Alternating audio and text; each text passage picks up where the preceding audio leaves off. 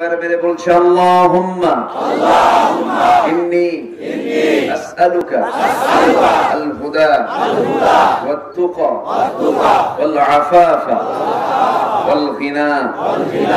সবাই বলি আল্লাহুম্মা লাকা আসলামতু ওয়া বিকা আমানতু ওয়া আলাইকা তাওয়াক্কালতু ওয়া ইলাইকা আনাবতু ওয়া বিকা খাসামতু। আমরা আল্লাহ তাআলার শুকর আদায় করে নিলাম। সম্মানিত হাজিরিন, আমি কোরআনে কারীমের গুরুত্বপূর্ণ একটি সূরা, প্রথম সূরা সূরাতুল বাকারার 177 নম্বর আয়াত আমি তেলাওয়াত করেছি। এই আয়াতকে সামনে রেখে আমি কিছু কথা উপস্থাপন করতে চাচ্ছি। আল্লাহ রাব্বুল আলামিন সবার আগে আমাকে আমল করার নিয়তে বলার এবং আপনাকেও শোনার তৌফিক দান করুন, আমিন। জোরে বলি আমিন। এসেছি আমরা কোরআন শুনতে, আমরা ভাগ্যবান, ঠিক কিনা? আমরা এসেছি আল্লাহর দ্বীন শুনতে, আমরা লাকি, আমরা অত্যন্ত সৌভাগ্যবান বলবো। কারণ সবাই এই সমস্ত জায়গায় আসতে পারে না, বরঞ্চ বিরোধিতা করতে জানে। আছে না নেই?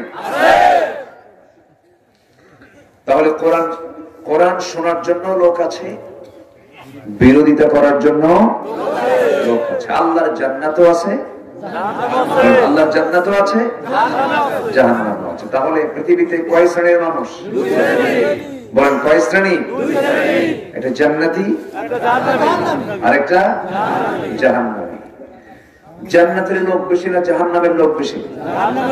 বলেন জাহান্নামের। জাহান্নামের লোকগুলো পৃথিবীতে বেশি, জান্নাতের লোক কম। তাহলে সমাজে ভালো মানুষের পরিমাণ কম না বেশি? কম। খারাপ মানুষের পরিমাণ বেশি। তবে সব জনপদ একরকম না, সব জনপদ একরকম। আল্লাহ রাব্বুল আলামিন বলেন وَلَقَدْ ذَرَأْنَا لِجَهَنَّمَ كَثِيرًا مِنَ الْجِنِّ وَالْإِنسِ لَهُمْ قُلُوبٌ لَا يَفْقَهُونَ بِهَا وَلَهُمْ أَعْيُنٌ لَا يُبْصِرُونَ بِهَا وَلَهُمْ آذَانٌ لَا يَسْمَعُونَ بِهَا أولئك كالأنعام بل هم أضل أولئك هم الغافلون। জোরে বলি আল্লাহু আকবার। যাদের চোখ আছে দেখে না, অন্তর আছে বোঝে না, কান আছে শোনে না, এরা চতুষ্পদ জন্তু, এর চেয়ে নিকৃষ্ট এই কথা কে বলে দিলেন? আসতে বলবেন না, কে বলে দিলেন? সব সমাজই এই জাতীয় কিছু লোক থেকেই যাবে, তবে ওদেরকে মুমিন কখনো বন্ধু মনে করা যাবে না। কারণ মুমিনের বন্ধু মুমিন ছাড়া অন্য কেউ হতে পারে না। বন্ধু বানাতে গেলে সাবধান হতে হবে, সবাই তো আমার বন্ধু হবে না। কারণ বিড়িখোরের সঙ্গে থাকলে পরে ভালো মানুষও বিড়িখোর হতে পারে। গাঁজাখোরের সঙ্গে থাকলে পরে নিয়মিত থাকতে থাকতে সেই লোকটাও গাঁজাখোর হতে পারে। এই জন্য বন্ধু তৈরি করতে গেলে অবশ্যই সেখানে কন্ডিশন আছে না নাই? আছে। আস্তে আস্তে বলবো আমার বন্ধুগণ, আমরা এই দুনিয়ার জগতে এসেছি, নির্দিষ্ট একটা টাইম এসেছি। একটু আগেও মরণ হবে না, একটু পরেও মরণ হবে না।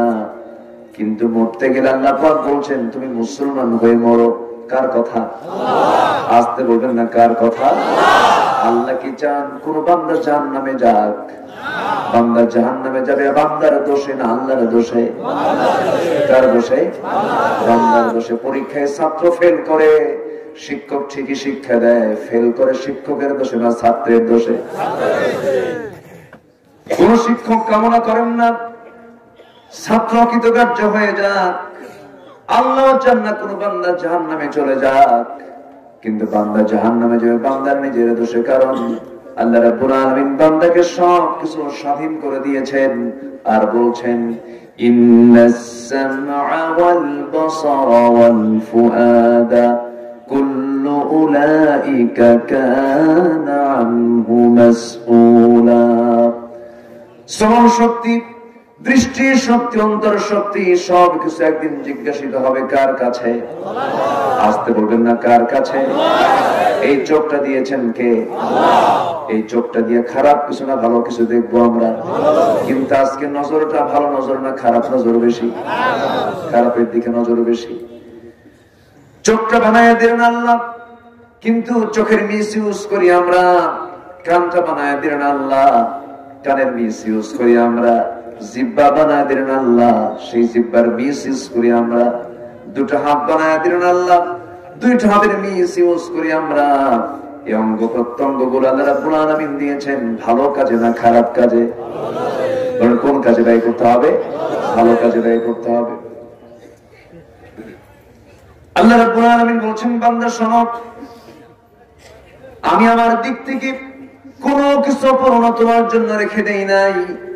মানব জীবনে চলতে কি যা কিছু প্রয়োজন সব কিছু আয়োজন করে দিয়েছি বান্দা তোমার জন্য। এই বিশ্ব চরাচরের আকাশ থেকে শুরু করে নিয়ে জমিন, জমিন থেকে শুরু করে নিয়ে সমুদ্র, সমস্ত প্রাণীকুল জীব জগৎ যা কিছু আছে, প্রাণী জগৎ যা কিছু আছে, সমস্ত কিছু আমি তোমার জন্য বানিয়ে দিয়েছি। পৃথিবীর সকল কিছু তোমার খাদেম, আর তুমি হবে আল্লাহর গোলাম। আমি কার গোলাম হব? কার গোলাম? আমাকে গোলাম হয়ে যেতে হবে, আমাকে ইবাদত করতে হবে আল্লাহ তাআলার। ইবাদত মানে হলো বান্দা বান্দার ইচ্ছায় চলবে না, বান্দা তার সমস্ত কার্যক্রম চালাবে কার ইচ্ছায়, কার বিধানে, কার আইনে। আর আল্লাহ তাআলার যে আইন বিধান গুলো আছে, সমস্ত হুকুম গুলো আছে কোন কিতাবে? কোরআন কয়টা? আসতে বলবেন না কোরআন কয়টা? একটা। সূর্য কয়টা? আল্লাহ কয়জন? আমার রাসূল কয়জন? আমরা কি দুই হব না এক হব? কিন্তু আমরা কি এখন এক হতে পেরেছি? খালি কি লিখেছি? সমস্যা? আমার কথা কি সবাই শুনতে পাচ্ছেন? এত সুন্দর মানুষ আপনারা, এত রাতে মানুষ বসে থাকে, কি সুন্দর বলি আলহামদুলিল্লাহ। কি মারি? পুটি না, মারলে বড়টাই মারি। বড় মারার বিপদ আছে।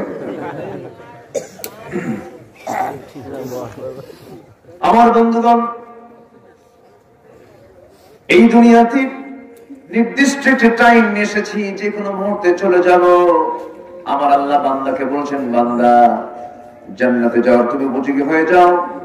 দুনিয়ার সব কিছু তোমার জন্য বানালাম, তুমি আমার হুকুম গুলো মেনে চলো। আর আল্লাহর হুকুম মেনে চললে পরে বান্দার জন্য শান্তি না শান্তি? আজকে আমরা যে সমাজে বসবাস করছি সেটা কি শান্তি না অশান্তি? একাকে শান্তি নাই, লোকালয়ে শান্তি নাই, পরিবারে শান্তি নাই, সমাজে শান্তি নাই, সব জায়গায় অশান্তির আগুন দাউ দাউ করে জ্বলছে। আমরা কেউ কি ভালো আছি নাকি? বাজার করতে যাবেন, বাজার করে শান্তি নাই, সাইকেল তুই শুধু ভিতরে তাকাইছেন, এদিকে সাইকেল নাই। মসজিদে যে জুতা রেখে দিয়েছি, নামাজ পড়তে নিয়েছি, নামাজ শেষে দেখি জুতা নাই। নামাজ পড়তে নেই, মাঝে মাঝে সেজদার দিকে নজর যায় না, জুতার দিকে নজর যায়। আমার বন্ধুগণ, এই যে একটা সার্বক্ষণিক একটা টেনশনের মধ্যে আমরা কাটিয়ে ফেলতেছি, গোটা পৃথিবী জুড়ে মুসলমান আজকে জুলুমের শিকার হচ্ছে। কেন? গোটা পৃথিবীতে যে জাতি সবচেয়ে বেশি মার খায় সেই জাতির নাম কি? সে জাতির নাম কি? কাশ্মীরে মুসলমানকে মারে হিন্দুরা, চীনের মুসলমানকে মারে বৌদ্ধরা, ফিলিস্তিনের মুসলমানকে মারে ইহুদিরা, আফগানিস্তান ইরাকের মুসলমানদেরকে মারে হলো খ্রিস্টানেরা। আজকে গোটা দুনিয়া জুড়ে মুসলমানকে মারে। মুসলমান মার খাওয়ার কারণটা কি? ওই ফিলিস্তিনের ছোট্ট ছোট্ট বাচ্চাদেরকে পাখির বাচ্চার মতো গুলি করে মারতেছে, বাপ মাকে দুনিয়া থেকে বিদায় করে দিতেছে। ফিলিস্তিনের ছোট্ট ছোট্ট শিশুদেরকে ধরে নিয়ে শুট করে দিচ্ছে, মার চোখের সামনে 12 বছরের কিশোরী মেয়েকে ধরে এনে ইসরায়েলি কারাগারে রেখে মার চোখের সামনে 12 বছরের মেয়েকে ধর্ষণ করছে, উলঙ্গ করে ধর্ষণ করে। আবার সন্তানের চোখের সামনে মাকে উলঙ্গ করে ধর্ষণ করে। এই যে একটি অমানবিক জঘন্য জুলুম নির্যাতন গুলো মুসলিম জাতির উপরে করা হচ্ছে, মূল কারণটা কি? আজকে গোটা দুনিয়াতে মুসলমানরা যদি আজকে একটা প্ল্যাটফর্মে আসতো, গোটা পৃথিবীর নেতৃত্ব আজকে মুসলমানদের হাতে চলে আসতো, ঠিক কিনা? কিন্তু মুসলমানকে এক শততা বিভক্ত জাতিতে রূপ নিয়েছে। আমার দেশে দেখেন না কত দরবার, দরবারের শেষ নাই। একজন ওহাবি বলে গালি দেয়, আরেকজন সুন্নি বলে গালি দেয়, আরেকজন আহলে হাদিস, আরেকজন হানাফি, একজন গরম সুন্নি, আরেকজন ঠান্ডা সুন্নি। এইরকম করে বিভ্রান্তির বেড়া জালে আজকে আমরা এই সংকট দূর করার প্রয়োজন হচ্ছে আজকে সময়ের অনিবার্য দাবি। আজকে এই জিল্লতির মূল কারণ হলো আমরা এক হতে পারিনি, আর কোরআনকে ধরেছি না ছেড়ে দিয়েছি? এই কিতাবকে আমরা ধরেছি না ছেড়ে দিয়েছি? ছেড়ে দিয়েছি। যদি আজকে মুসলমান এই কিতাবকে আঁকড়ে ধরত, যদি এই কিতাবকে যদি জীবনের মডেল হিসাবে, জীবন গঠনের একমাত্র মাধ্যম হিসাবে যদি গ্রহণ করত, আজকে গোটা পৃথিবীর সকল কিছুতে মুসলমানরা থাকতো সবার শীর্ষে, ঠিক কিনা? কিন্তু আজকে মুসলমানদের অবস্থা কেন হচ্ছে এগুলো? এর পিছনের মূল কারণ আমরা খুঁজে বের করব আস্তে আস্তে। আসুন আমরা মূল আলোচনার দিকে ধীরে ধীরে ফিরে যাচ্ছি। উঠতে একটু দেরি হলো, শেষ হতেও যদি একটু দেরি হয় কষ্ট হবে? কারো কোনো অসুবিধা আছে? জোরে বলি ইনশাআল্লাহ। মোটামুটি ঠান্ডার পরিবেশ তো এখানে ভিতরে নাই। মানুষের এক জায়গায় বসার কারণে একটু গরম গরম ভাব আমরা লক্ষ্য করছি, উষ্ণতা এসেছে, সুন্দর একটা পরিবেশ তৈরি হয়েছে, বলি আলহামদুলিল্লাহ। সম্মানিত ভাইরা, একটু মনোযোগ দিয়ে শুনতে হবে কথাগুলো। আমরা এই যে সেজদা দেই, কিবলামুখী হই, কিছু নামাজ পড়ি, কিছু ইবাদত করি, আর ভাবি আল্লাহ আমারে জান্নাত দিয়ে দেবে। কিন্তু জান্নাত পেতে গিয়ে সাহাবীরা যে ত্যাগ স্বীকার করেছেন, তারাও জান্নাত পাবেন, আমরাও জান্নাত পাবো। জান্নাত কি এতই সস্তা? আসতে পার কেন? জান্নাত কি আসলে খুব সস্তা? জান্নাত পেতে হলে জান্নাতে যাওয়ার উপযোগী বান্দা হতে হবে। আবার অনেকে বলে আল্লাহ আমারে জান্নাত না দিয়ে আল্লাহ যাবে কোথায়? এরকম আছে না? এরকম কিছু আছে না? জান্নাত এত সস্তা না। জান্নাত পেতে হলে প্রকৃত পুণ্যের কাজ আমাকে আপনাকে করতে হবে। আল্লাহ বলছেন 6টা কাজ করো, আমি তোমাকে পদবি দেব, আমি তোমাকে পদ দিয়ে দেব। তোমার পদবি হবে তুমি সত্যবাদী, এবং এই পদ নিয়ে তুমি জান্নাতে প্রবেশ করবে। একটু আস্তে করুন সুবহানাল্লাহ, জোরে বলি সুবহানাল্লাহ। দুনিয়ার পদ আর পদবির জন্য লবিং, গ্রুপিং আছে না নাই? বলেন তো, আছে না নাই? দুনিয়ার একটা পদ নেবার জন্য বান্দা কত পেরেশান হয়ে যায়, বান্দা কত অস্থির হয়ে যায়। দুনিয়ার একটা পজিশন ঠিক করার জন্য অমুক দলের নেতা, অমুক প্রশাসনের নেতা, অমুক প্রশাসনের তিনি প্রধান, বিশাল বড় বড় পদের জন্য দুনিয়াতে কত মানুষ কত চেষ্টা চালায়। আল্লাহ বলছেন বান্দা আমি তোমাকে একটা পদবি দেব, তুমি হবে সত্যবাদী। এই সত্যবাদীর পুরস্কার স্বরূপ আমি তোমাকে জান্নাত দিয়ে দেব। বান্দা তোমাকে 6টা গুণ তোমাকে অর্জন করতে হবে, 6টা কাজ করে আমার সামনে আসতে হবে, আমি তোমাকে জান্নাত দিয়ে দেব, আমি তোমাকে মাফ করে দেব।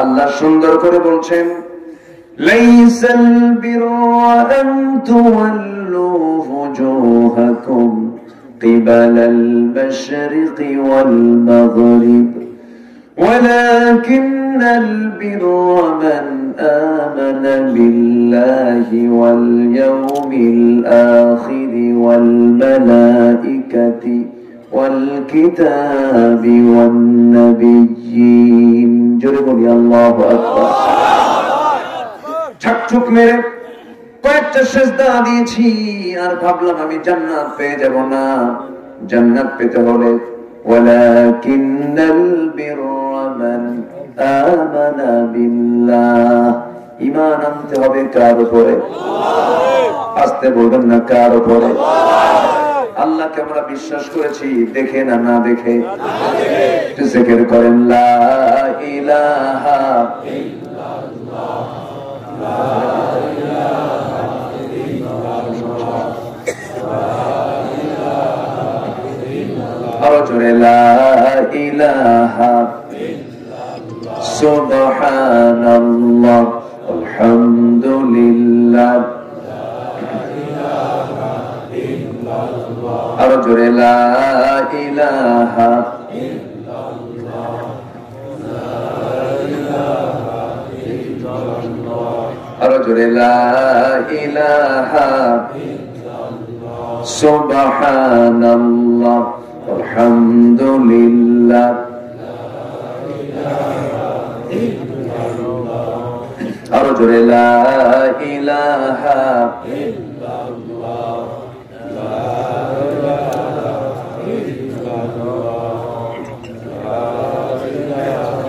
لا إله إلا الله محمد رسول الله صلى الله عليه وسلم আল্লাহকে আমরা বিশ্বাস করে নিয়েছি তিনি কে তার পরিচয়টা আমাদের জানা দরকার সবার আগে না সবার পরে এই কোরআনের সবার আগে পরিচয় পেয়ে যায় কার কোরআন খুললি পরিচয় পেয়ে যায় শুনে আমার সঙ্গে ঠোঁট মিলিয়ে মিলিয়ে বলুন আলহামদুলিল্লাহি রাব্বিল আলামিন আর রহমানির রহিম মালিকি ইয়াউমিদ্দিন إياك نعبد وإياك نستعين اهدنا الصراط المستقيم صراط الذين أنعمت عليهم غير المغضوب عليهم ولا الضالين পরিচয় পেয়েছি কার আসতে বলবেন না কার তিনি তোমার এমন রব তিনি শুধু মানুষের রব নন তিনি শুধু মুসলিমীয় কিছু প্রাণীর তিনি রব নন তিনি গোটা বিশ্ব জগতের রব শুধু তিনি রব হয়ে শেষ নন তিনি একটা জিনিসকে সৃষ্টি করেছেন তাকে টেকসই করার দায়িত্ব তিনি নিজেই নিয়েছেন জোরে বলি সুবহানাল্লাহ আমাকে আপনাকে তিনি বানিয়েছেন কি সুন্দর করে বানিয়েছেন এই পৃথিবীর যা কিছু আমরা দেখছি সবগুলো কার সৃষ্টি সব কার অবদান না প্রকৃতির অবদান প্রকৃতির অবদান প্রকৃতির মালিক কে আসতে বলবেন না কে প্রকৃতি বানিয়েছেন কে প্রকৃতির অবদান বলতে কোনো অবদান নাই সবকিছু পাই টু পাই সব কার অবদান আল্লাহর অবদান যা আমরা দেখি কোনো কিছুই আল্লাহর আড়ালে নাই আল্লাহ সবকিছু দেখেন সবকিছু জানেন সবকিছু বোঝেন সব তিনি নিয়ন্ত্রণ করেন আল্লাহ রাব্বুল আলামিন বলেন বান্দারে তুই তো শুধু মানুষ বান্দা এই পৃথিবীতে অসংখ্য সৃষ্টি আমি সৃষ্টি করেছি 18,000 মাখলুকাত শব্দটা ভুল শুধু 18,000 কেন কোটি কোটি মাখলুকাত আল্লাহ রাব্বুল আলামিন পৃথিবীতে বানিয়ে রেখেছেন ঠিক কি না সমস্ত প্রাণীকে তিনি বানালেন সৃষ্টি করলেন তার সমস্ত কিছুর দায়িত্ব তিনি নিজেই নিলেন তিনি বলছেন ওয়ামা মিন দাব্বাতিন ফিল আরদি ইল্লা আলাল্লাহি রিজকুহা জমিনে যত বিচরণশীল প্রাণী আছে সমস্ত প্রাণীর রিজকের দায়িত্ব আমি কাউকে দেই নাই সমস্ত দায়িত্ব আমি আল্লাহ নিজেই গ্রহণ করে নিয়েছি জোরে বলি সুবহানাল্লাহ পিঁপড়াকে খাওয়ান কে? হাতিকে খাওয়ান কে? ওই তিমিকে খাওয়ান কে? ওই তিমির বাচ্চাগুলোকে খাওয়ান কে? সমুদ্র জগৎ, স্থল জগৎ, আকাশ জগৎ, যত জগতের যত প্রাণীগুলো আছে সমস্ত প্রাণীগুলো কোনো বেলা না খেয়ে থাকে না। কোন প্রাণীর মধ্যে খাদ্যের সংকট নাই। কোন পাখির মধ্যে খাদ্যের সংকট আছে নাকি? কোন প্রাণীর মধ্যে খাদ্যের সংকট আছে নাকি? মানুষের মধ্যে আছে? এই কি বলছে না? মানুষ না খেয়ে মরতেছে না? এমন দেশ আছে না? নেই? আমার ভাইয়েরা, প্রশ্ন হলো, পৃথিবীর কোন প্রাণীর মধ্যে খাবারের কোন সংকট নাই। একটা পাখি তার নির থেকে সকালবেলা শূন্য পেটে বের হয়ে যায়, সন্ধ্যা যখন হয়ে যায় আল্লাহর জিকির করতে করতে ফাঁকা পেটে না ভরা পেটে? বলেন, খালি পেটে না ভরা পেটে? ভরা পেটে সে চলে আসে। তার কি কোনো খাদ্য গুদাম আছে নাকি? এই পৃথিবীতে কোনো প্রাণীর খাদ্য গুদামও লাগলো না, কোনো কিছুই লাগলো না। শুধুমাত্র একটা প্রাণী আছে, পিঁপড়া, সে খাবার কিছু গুদামজাত করে। এছাড়া কোনো প্রাণীর কোনো খাদ্য গুদাম নাই। মানুষের খাদ্য গুদাম থাকলো, সবকিছু থাকলো, এরপরেও খাদ্যের সংকট আছে না নাই? সেই সংকট তৈরি করেছেন আল্লাহ। আজকে করা মুশকিল। খাদ্যের সংকট আল্লাহ তৈরি করছে। কি কথা কি বুঝতেছি না? আমি কিন্তু প্রশ্ন করতেছি, কারণ খুব বাতে দেবো না তো। খাদ্যের কোন সংকট নাই। টনকে টন খাবার নষ্ট করে মানুষকে পরিকল্পিত ভাবে ক্ষুধার মধ্য দিয়ে মেরে ফেলা হচ্ছে, ঠিক কিনা? কিসের আমেরিকা, কিসের ইউরোপ, কিসের সভ্যতা? ওরা তো মানুষ না, কুকুরের চেয়েও জঘন্য তারা।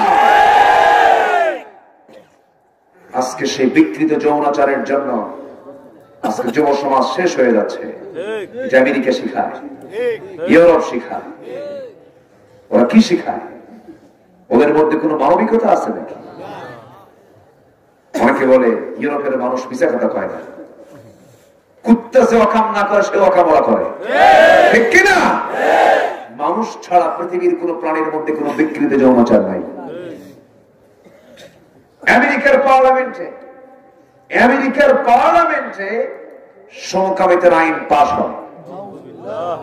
চিন্তা করা যায়? যা কুত্তার মধ্যেও নাই, শুয়োরের মধ্যেও নাই, শুকর কুকুরের মধ্যে এগুলো নাই। আজকে এই সমস্ত বিকৃত যৌনাচারের নামে অবাধ মেলামেশা, আজকে মানুষ কোথায় চলে গেছে? আজকে বাংলার জমিনে আনুষ্কা বিহারের ইতিহাস কেন আসবে? এখানে তৈরি হওয়ার কথা খালিদ বিন ওয়ালিদ, এখানে তৈরি হওয়ার কথা আব্দুল্লাহ বিন রাওহা, এখানে তৈরি হওয়ার কথা যায়েদ বিন হারিসার মতো যুবক। এগুলো আমরা শুনি কেন? দেশকে এই জন্য স্বাধীন হয়েছিল। স্বাধীনতার আজকে 50 বছর পার হচ্ছে। 71, 2021 ক্ষমতার মসনদে আলেমরা গেল না। যত রাত শুধু আলেমদের উপরে ঝাড়তেছে। আলেমরা কি করছে? কি করছে?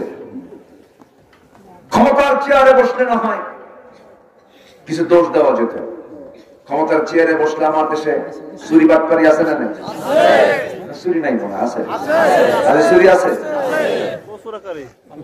স্বাধীনতার পর থেকে নিয়ে আজ পর্যন্ত যে পরিমাণ বিদেশি সাহায্য এসেছে, এর 75% গেছে নেতাদের পকেটে। কথা বললেই তো দোষ হয়ে যায়। তোমরা খাও আর আমাদের হাত ভাঙতে চাও, ঘাড় মটকা দিতে চাও, আবার কই খেলা হবে?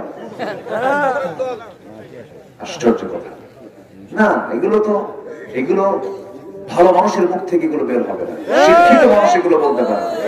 এগুলো বস্তির মানুষ বলে, বস্তির মানুষ, যারা মূর্খ, যারা বোঝে না, তাদের মুখ থেকে আসে এগুলো। স্বরাষ্ট্রমন্ত্রীর দিকে তাকান। স্বরাষ্ট্রমন্ত্রী খুব সুন্দর করে কথা বলে, আদব আছে, সুন্দর প্রাজ্ঞপূর্ণ তিনি কথা বলেন। এগুলো কোন কথা? এগুলো কেন বলেন আপনারা?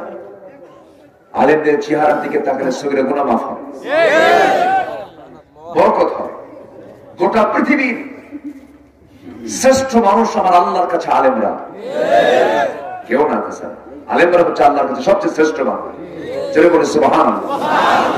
আমি তেমন কিছু না, আমি ভাঙ্গা চূড়া মানুষ, এলেম কালাম তেমন কিছু না, কিন্তু আলেমদের দেখলে আপনার সম্মান করবেন। আলেমকে সম্মান করবেন তার জন্য নয়, কোরআনের জন্য সম্মান করা হবে। সে যা করে করুন, আপনি কোরআনকে দিয়ে সম্মান করবেন, ব্যাস। আল্লাহকে বলবেন আল্লাহ আমি আলেমকে সম্মান করছি কোরআনের জন্য, শেষ। আরেকজন কয় তোমরা কত রাখার তাহাজ্জুদ পড়ো, আমি প্রত্যেক দিন 80 রাকাত পড়ি। 22 বছর একটানা 22 বছর পড়ি, তাহাজ্জুদ কাজা নাই। কম কথা আছে, তাহাজ্জুদ পড়ে সে কি ভুলে বেড়ায়? হ্যাঁ ও পড়ে না ওযু ছাড়া। আচ্ছা সম্মানিত ভাইয়েরা, আগে কথা না আগে ভাবনা। ভাববো 100 বার, বলবো ভাববো 100 বার, বলবো যা বলবো ভেবে চিন্তে কোরআন হাদিস খাটায়া এরপর কথা বলবো। লিমা তাকুলুনা মা লা তাফআলুন, বলতে কি বিপদে পড়ো না। এইজন্য রাসূল বলেছেন চুপ থাকা নিরাপদ। চুপ থাকা, চুপ থাকা ব্যক্তির দোষ কম, যত কথা বলবে তত দোষ বেশি হবে। মান নাজাহ ইয়া রাসূলুল্লাহ, নাজাত পাবো কেমনে? রাসূল বললেন আমসিক আলাইকা লিসানাক ওয়াল ইয়াসআকা বাইতাক ওয়াবিকি আলা খাতিআতিক। নাজাত যদি পেতে যাও সাহাবী, তিনটা কাজ করো। জিহ্বার লাগামটা ধরো, জিহ্বাকে নিয়ন্ত্রণ করো, অযথা বাইরে ঘোরাফেরা না করে ঘরে অবস্থান করো। নাম্বার 3 হলো তোমার জীবনের যে পাপ গুলো করেছো নীরবে নিভৃতে সেজদায় পড়ে পড়ে কেন্দে কেন্দে আল্লাহর কাছে ক্ষমা চেয়ে নাও। অন্যের চিন্তা করব কখন? নিজের চিন্তায় বিভোর হয়ে যাও। অন্যের পাপের খবর নেব কখন? নিজের জীবনে পাপ বুঝি নাই। আমার আপনার জীবনে পাপ আছে না নাই? অন্যায় আছে না নাই? এই জন্য মূর্খতার মতো কোন আচরণ করা যাবে না। নিজের ভুলটা আগে নিজে শোধরায় নেন। যে লোকটা, সেই লোকটা পৃথিবীতে সবচেয়ে বেশি চালাক মানুষ, যে নিজের দোষ খুঁজে বেড়ায়, অন্যের দোষ খোঁজে না। ঠিক কিনা? নিজের দোষটা খোঁজো না কে? মূর্খের মূর্খতা প্রকাশ পায় 2 লাইন কথা বললে। 2 লাইন কথা বললে টের পাওয়া যায় যে মূর্খ কত নাম্বার। এক লোকের বাড়ি ব্রাহ্মণবাড়িয়া। কোথায়? ছাত্র শিক্ষকের সামনে বসে আছে। শিক্ষক বলে এই ছেলে, ছাত্র তোমার বাড়ি কোথায়? ব্রাহ্মণবাড়িয়া। তোমার একটা প্রশ্ন করবো, তোমার জেলার নাম দিয়ে। স্যার করেন, তোমার জেলার নামটা বানান করো, ব্রাহ্মণবাড়িয়া বানান করো। ব্রাহ্মণবাড়িয়া বানান কিন্তু করতে গেলে ভালো ছাত্র হতে হবে, এত সস্তা না, তাই না? ব্রাহ্মণবাড়িয়া বানান করতে গেলে ভালো ভালো বাংলা ভাষা বুঝতে হবে। এখন ছাত্রের উত্তর দিতে পারে না, ছাত্র চুপ করে বসে আছে। শিক্ষক বলে উত্তর দাও, ব্রাহ্মণবাড়িয়া বানান করো। স্যার উত্তর দেবো কেন এখন? আমি তো এখন ঢাকায় থাকি। কথা বোঝেন নাই? মূর্খের মূর্খতা কথাই প্রকাশ পেয়ে যায়। আমরা কোরআন শিখবো, জানবো। জোরে বলি ইনশাআল্লাহ। আরো জোরে বলি ইনশাআল্লাহ। আনুষ্কা দিহানকে যদি কোরআন শেখানো হতো, তারা কি এগুলো করতো? আসতে বলেন না, করতো? আজকে যদি প্রতিটি কলেজে, প্রতিটি ক্যাম্পাসে যদি কোরআন শিক্ষাকে বাধ্যতামূলক করতো, বেয়াদব তৈরি হতো না। আজকে কেউ কাউকে দাম দেয় না, জানেন? কেউ সন্তান বাপকে ধমকায় এক সাইড করে ফেলে, আছে না? ছাত্র শিক্ষককে মারতে উদ্যত হবে। খেদমত করতে করতে 2 হাত 2 পা ধরে একদম পুকুরে সুবাদ দেয়, আছে না নাই? রেকর্ড নাই? এগুলো কেন হচ্ছে? মসজিদেও শান্তি নাই। এই যে মসজিদের উদ্যোগে মাহফিল, মসজিদে ইমাম মুসল্লিকে ধমকায় না, মুসল্লি ইমামকে ধমকায়? ভালো, এটা তো নামাজ কবুলের পূর্ব শর্ত, তাই না? এটা পূর্ব শর্ত না? মুসল্লি ইমামকে ধমকায়, ইমাম সোজা হয়। চিন্তা করেন। আমি কি আলোচনা করবো? কথা বলার দরকার আছে না? এগুলো কি কথা বলার দরকার আছে?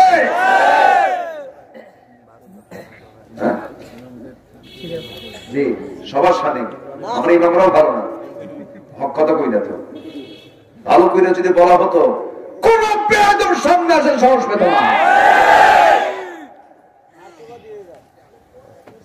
4.5 লক্ষ অফিস ইসলামের, 4.5 লক্ষ মসজিদ মানে 4.5 লক্ষ অফিস মুসলমানের। সমস্ত ইসলামের কাজ হবে মসজিদ থেকে, ঠিক কিনা? চুপ মেরে আসছে আজকে আমরা। মরবো ভীরু আর কাপুরুষের পরিচয় দিয়ে নয়, সিংহের মতো গর্জন দিয়ে মরবো। বাতিলদের সামনে মাথার মতো করবো না আমরা। রাজি আছেন কারা কারা? হাত উঁচু করে দেখা।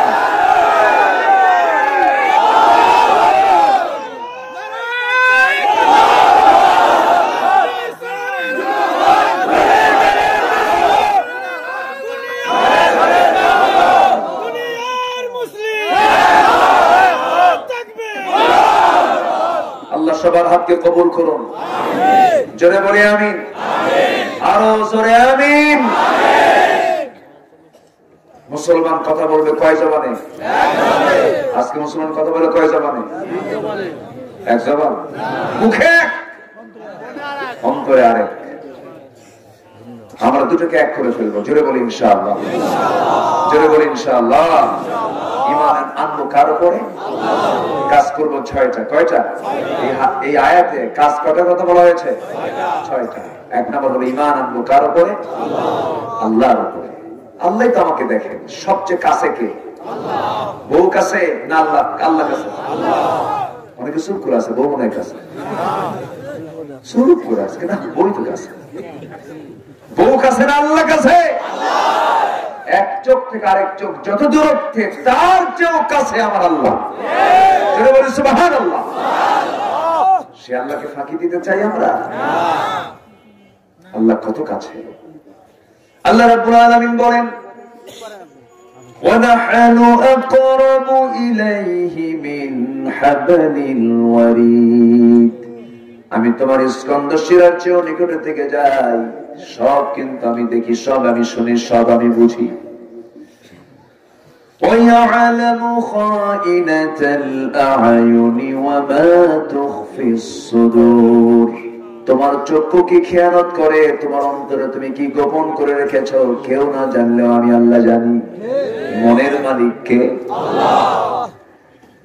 মানুষ সব জায়গায় রাজত্ব করতে পারে, কিন্তু মনের রাজত্ব দখল করতে পারে না।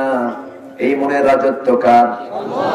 আসতে বলবেন না কার? আল্লাহ। আমার ভাইরা, আমার বন্ধুগণ, সেই মনের মালিক যেহেতু আমার আল্লাহ, মনের খবরটাও তিনি জানেন। সে আল্লাহকে কি ফাঁকি দেওয়া যাবে নাকি? আল্লাহকে ফাঁকি দেওয়া যাবে না।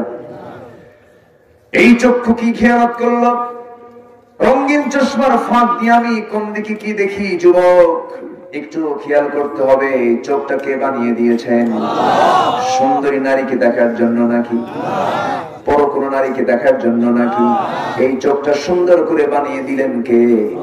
এই চোখটাকে সুন্দর করে মজবুত করে রেখে দিয়েছেন কে? এই চোখের মধ্যে পানি আছে না নাই? এই পানি কে দিয়েছেন? ওই পানি কি টিউবওয়েলের পানি নাকি? ওই পানি কি সাধারণ কোন পানি নাকি? শুধু তিনি চোখই বানায় দিলেন না, ওই চোখ নিয়ে বান্দা মৃত্যু পর্যন্ত চলবে। এই চোখের যেন কোনো সমস্যা না হয়, তার জন্য স্থায়ী ব্যবস্থা আছে না নাই? চোখের মধ্যে পানি কেন দেওয়া হলো? পানির দরকার আছে না নাই? ধুলাবালি ঢোকে কিনা? সেই ধুলাবালি গুলো যদি জাম লেগে যেত, যদি মোবাইল সিস্টেম যদি পানি হতো, তেল মার্কা যদি পানি হতো, তাহলে কি হতো? চোখের মধ্যে ধুলাগুলো গিয়ে ধুলা কি আর বের হতো না? আরো জাম লেগে যেত, আরো জাম লেগে যেত, চোখটা নষ্ট হয়ে যেত। কিন্তু আল্লাহ পাক এমন সুন্দর করে ওই চোখের মধ্যে পানি সেট করে দিলেন। দুনিয়ার কোন পানি যদি হতো, টিউবওয়েলের পানি, সাধারণ পানি, খাওয়ার পানি যদি হতো, তাহলে কি হতো?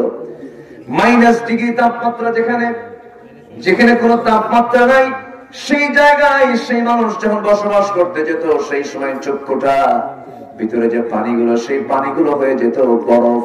কি হয়ে যেত? বরফ। চোখটা নড়তো না, খেলতো না, চোখ নষ্ট হয়ে যেত। আল্লাহ চোখের মধ্যে এমন কিছু পানি দিয়ে দিয়েছেন, যেটাকে শুধু পানি বলা যাবে না। ওই পানি, ওর সঙ্গে আছে শ্লেষা, ওর মধ্যে আছে কিছু তেল, আর ওর সঙ্গে আছে কিছু ইলেকট্রিক, কিছু ওর মধ্যে এমন কিছু জটিল, কিছু ইলেকট্রিক লাইটের জটিল মিশ্রণ রয়েছে, যা চোখের কর্নিয়াকে মজবুত করে রাখে। যখনই কোনো ধুলাবালি ঠোকে, ধুলাবালি ঠোকার সঙ্গে সঙ্গে ওই পানিগুলো সমস্ত ধুলাবালি সাফ করে দেয়। একটু আস্তে কোন সুবহানাল্লাহ, আরো জোরে বলেন সুবহানাল্লাহ। এই সার্ভিস মরা পর্যন্ত চালু রেখেছেন কে? আল্লাহ রেখে দিয়েছেন। আমার ভাইয়েরা, যে চোখ আল্লাহ পাক না দিলে পরে সুন্দরী নারী দেখতেই পেতাম না, সুন্দর দুনিয়া দেখতেই পেতাম না। অতএব ওই সুন্দরী নারী খারাপ কিছু দেখার চেয়ে আমি দেখবো আগে কাকে? আল্লাহর সৃষ্টির দিকে তাকাবো আর বলবো রব্বানা মা খালাকতা হাদা বাতিলা। জোরে বলি আল্লাহু আকবার।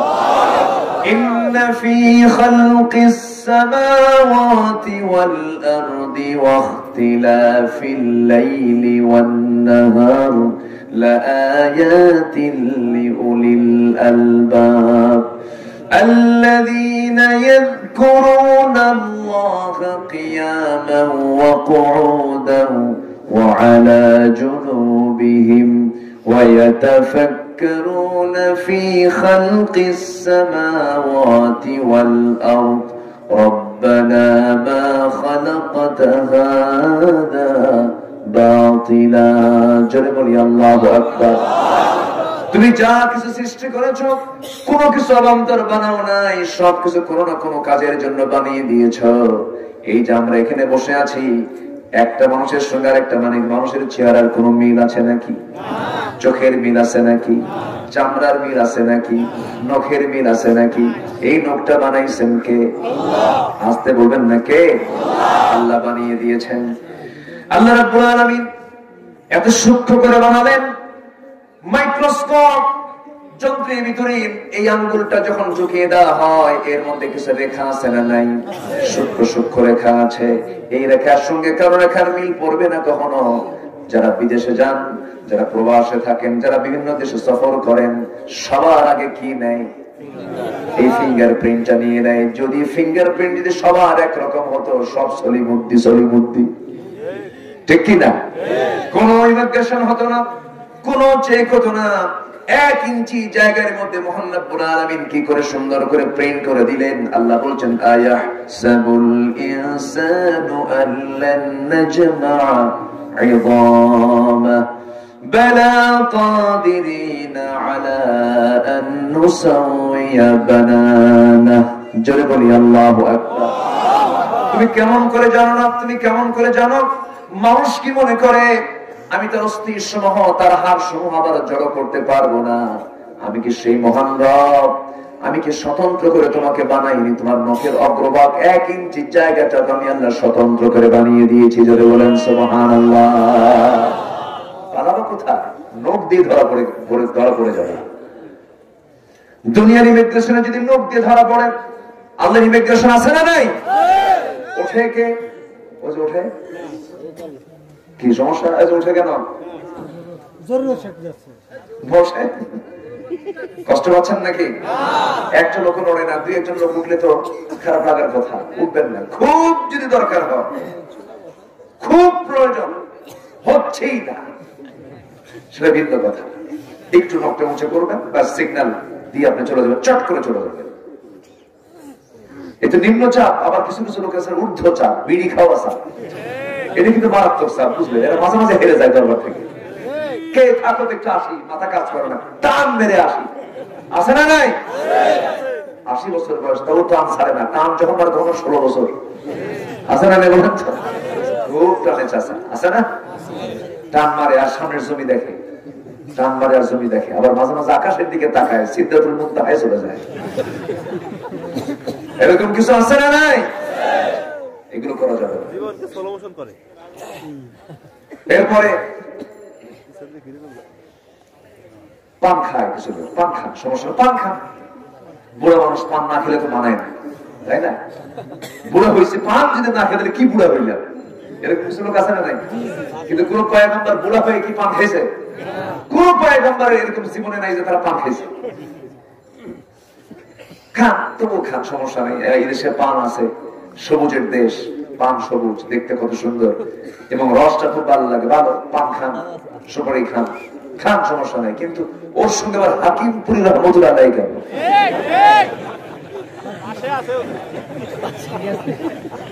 বলেন কথা আছে না নাই? আছে না নাই? আচ্ছা, বিড়ির ভিতরে যে পাতা, হাকিমপুরের মতো পাতা কি দুইটা না একটা? গাছ কয়টা?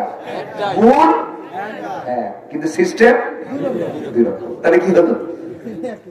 যেটাই লাউ সেটাই কদু, ঠিক কিনা? ঘুরে বাবুর স্যাক, কেউ কথা বলছেন?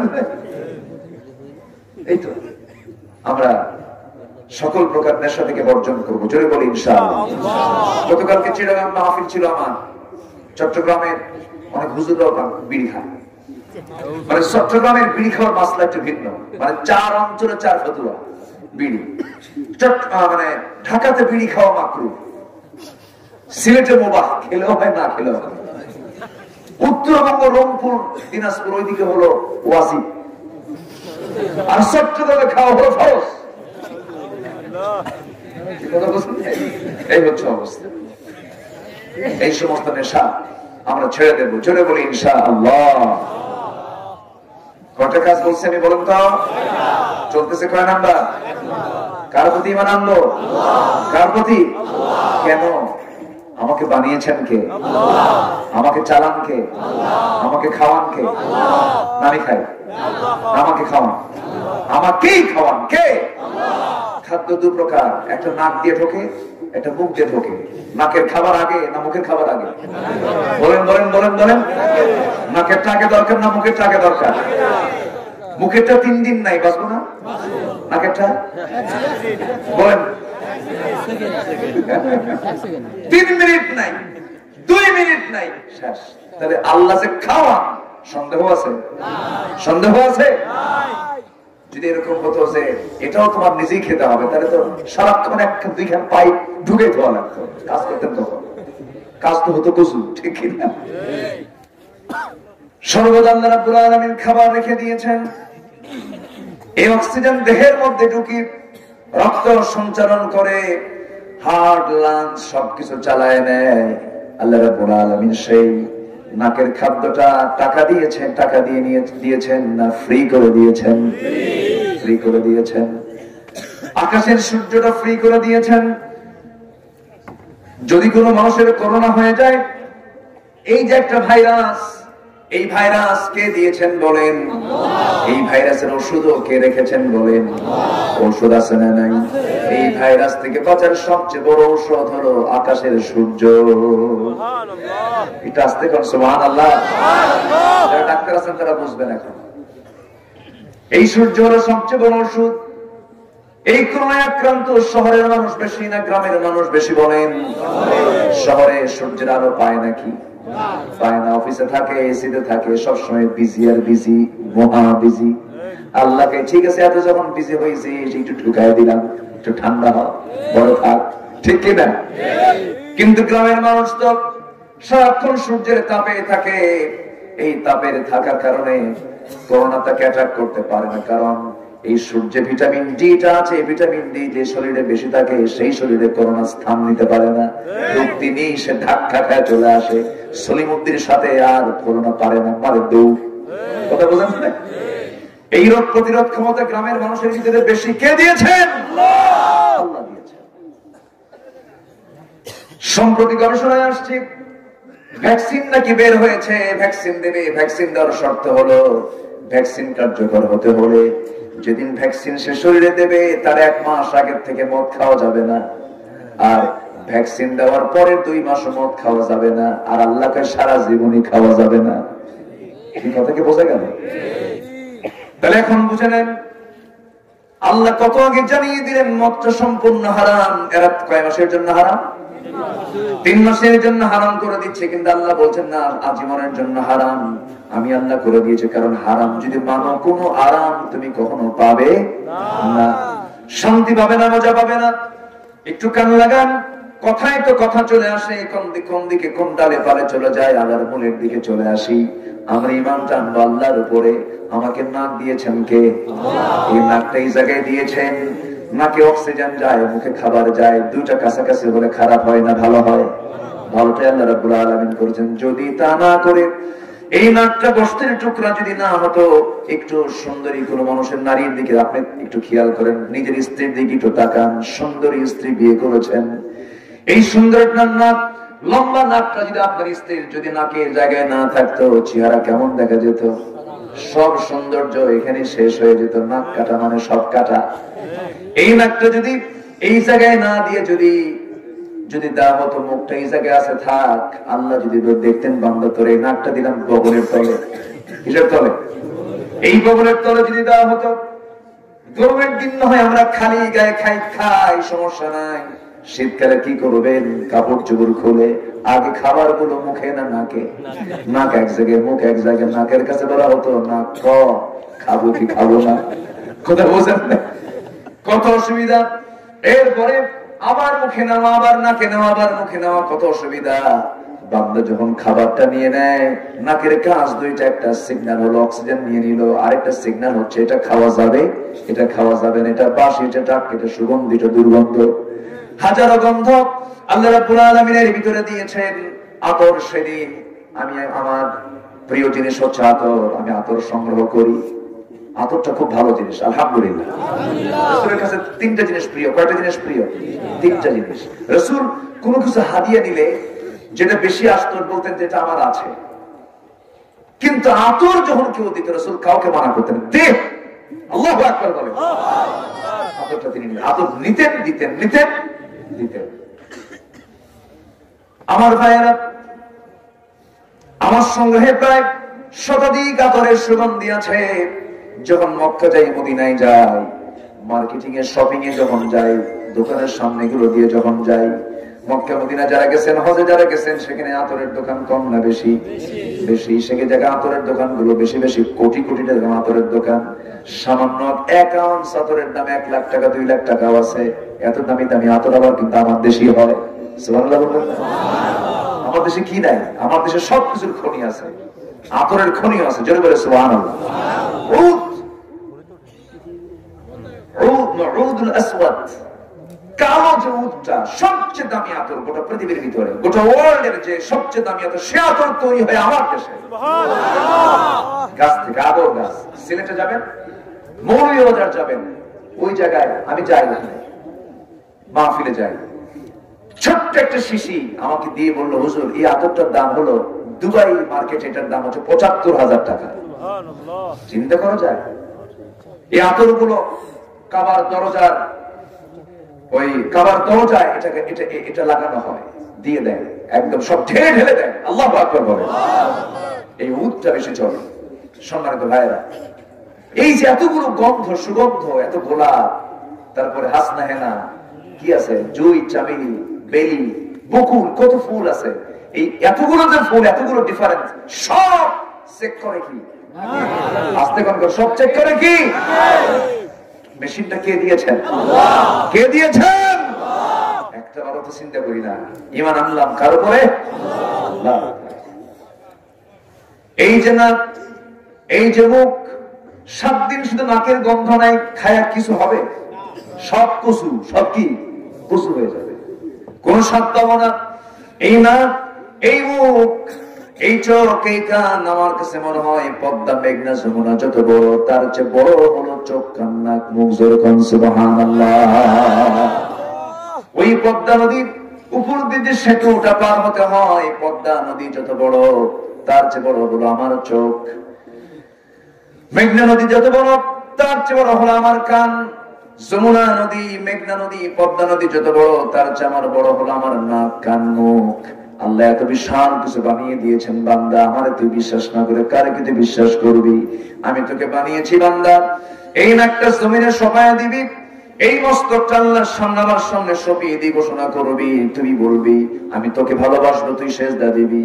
আত-তাইবুনাল আবিদুনাল হামিদুন, আস-সাইহুনার রাকিউনাস সাজিদুনাল آمرون بالمعروف والناهون عن المنكر والحافظون لحدود الله وبشر المؤمنين. جربوا الله أكبر. তওবা করব কার কাছে, সিজদা দেব কার, রুকু করব কার, ইবাদত করব কার, হুকুমগুলো কার? আল্লাহ। আমার ভাইরা, এই আল্লাহর প্রতি ঈমান আনতে গিয়ে সাহাবে কেরাম জীবন পর্যন্ত দিয়ে দিয়েছেন। ঈমানের মতো ঈমান আমরা আনবো। একই কোরআন তেলাওয়াত করে, একই কোরআন পড়ে, আরেকজন তাফসীর লেখে। বর্তমান বিশ্ব আছে, ইতিহাস হয়ে আছে। মিশরের দিকে যান, কারি আব্দুল বাসেত নাম শুনেছেন তো? বিশ্ববিখ্যাত কারি, শুধু তেলাওয়াত করেছেন সারা জীবন। তেলাওয়াতের কারণে তার গলায় জুড়েছে ফুলের মালা। আর সেই মিশরের আরেকজন বড় মুফাসসির সৈয়দ কুতুব শহীদ এই কোরআনের ব্যাখ্যা লিখেছেন। ফুলের মালা পান নাই, তিনি পেয়েছেন ফাঁসির রশি। আমার ভাইয়েরা, একই কালেমায় কেউ পোলাও করমা বিরিয়ানি চট দেখায়, আবার একই কালেমার ব্যাখ্যা দিতে গিয়ে ফাঁসির রায় ঝুলে নিতে হয়। ঠিক কিনা? এটা কি একরকম? আমার বন্ধুগণ, আমার নবীজির দাওয়াতের ভিতরে ছিল মেজাজ। নবীজি যখন দাওয়াত দেওয়া শুরু করলেন, কাফিরদের শিবিরে, কাফিরদের ভিতরে ত্রাস সৃষ্টি হয়ে গেছে, আবু জেহেলদের ভিতরে ত্রাস সৃষ্টি হয়ে গেছে। আমি আপনি যখন হক দাওয়াত দিতে যাব, বাতিল শক্তিরা আপনার প্রতি আক্রমণ করতে প্রস্তুত হয়ে যাবে। হক দাওয়াত দিতে গেলে কাফির আপনাকে চিনে নেবে, আপনাকে কাফের চেনার দরকার নাই। কে বাতিল দল সে আপনাকে চিনে নেবে। হক পথে থাকলে বাতিলরা আমাকে চিনবেই। আমার বন্ধুগণের জন্য আমরা জীবনের শেষ নিঃশ্বাস থাকা পর্যন্ত আমরা হক পথে কাজ করব। জোরে বলি ইনশাআল্লাহ, আরো জোরে বলি ইনশাআল্লাহ। সাহাবে কেরাম ঈমান চালান করতে গিয়ে কত ত্যাগ স্বীকার করেছেন, জীবন পর্যন্ত বিলিয়ে দিয়েছেন। অনেক আম্বিয়া কেরামের জীবনও চলে গেছে। জাকারিয়া আলাইহিস সালাতু ওয়াস সালামকে করাত দিয়ে চিরে দুই টুকরা করে দিয়েছে।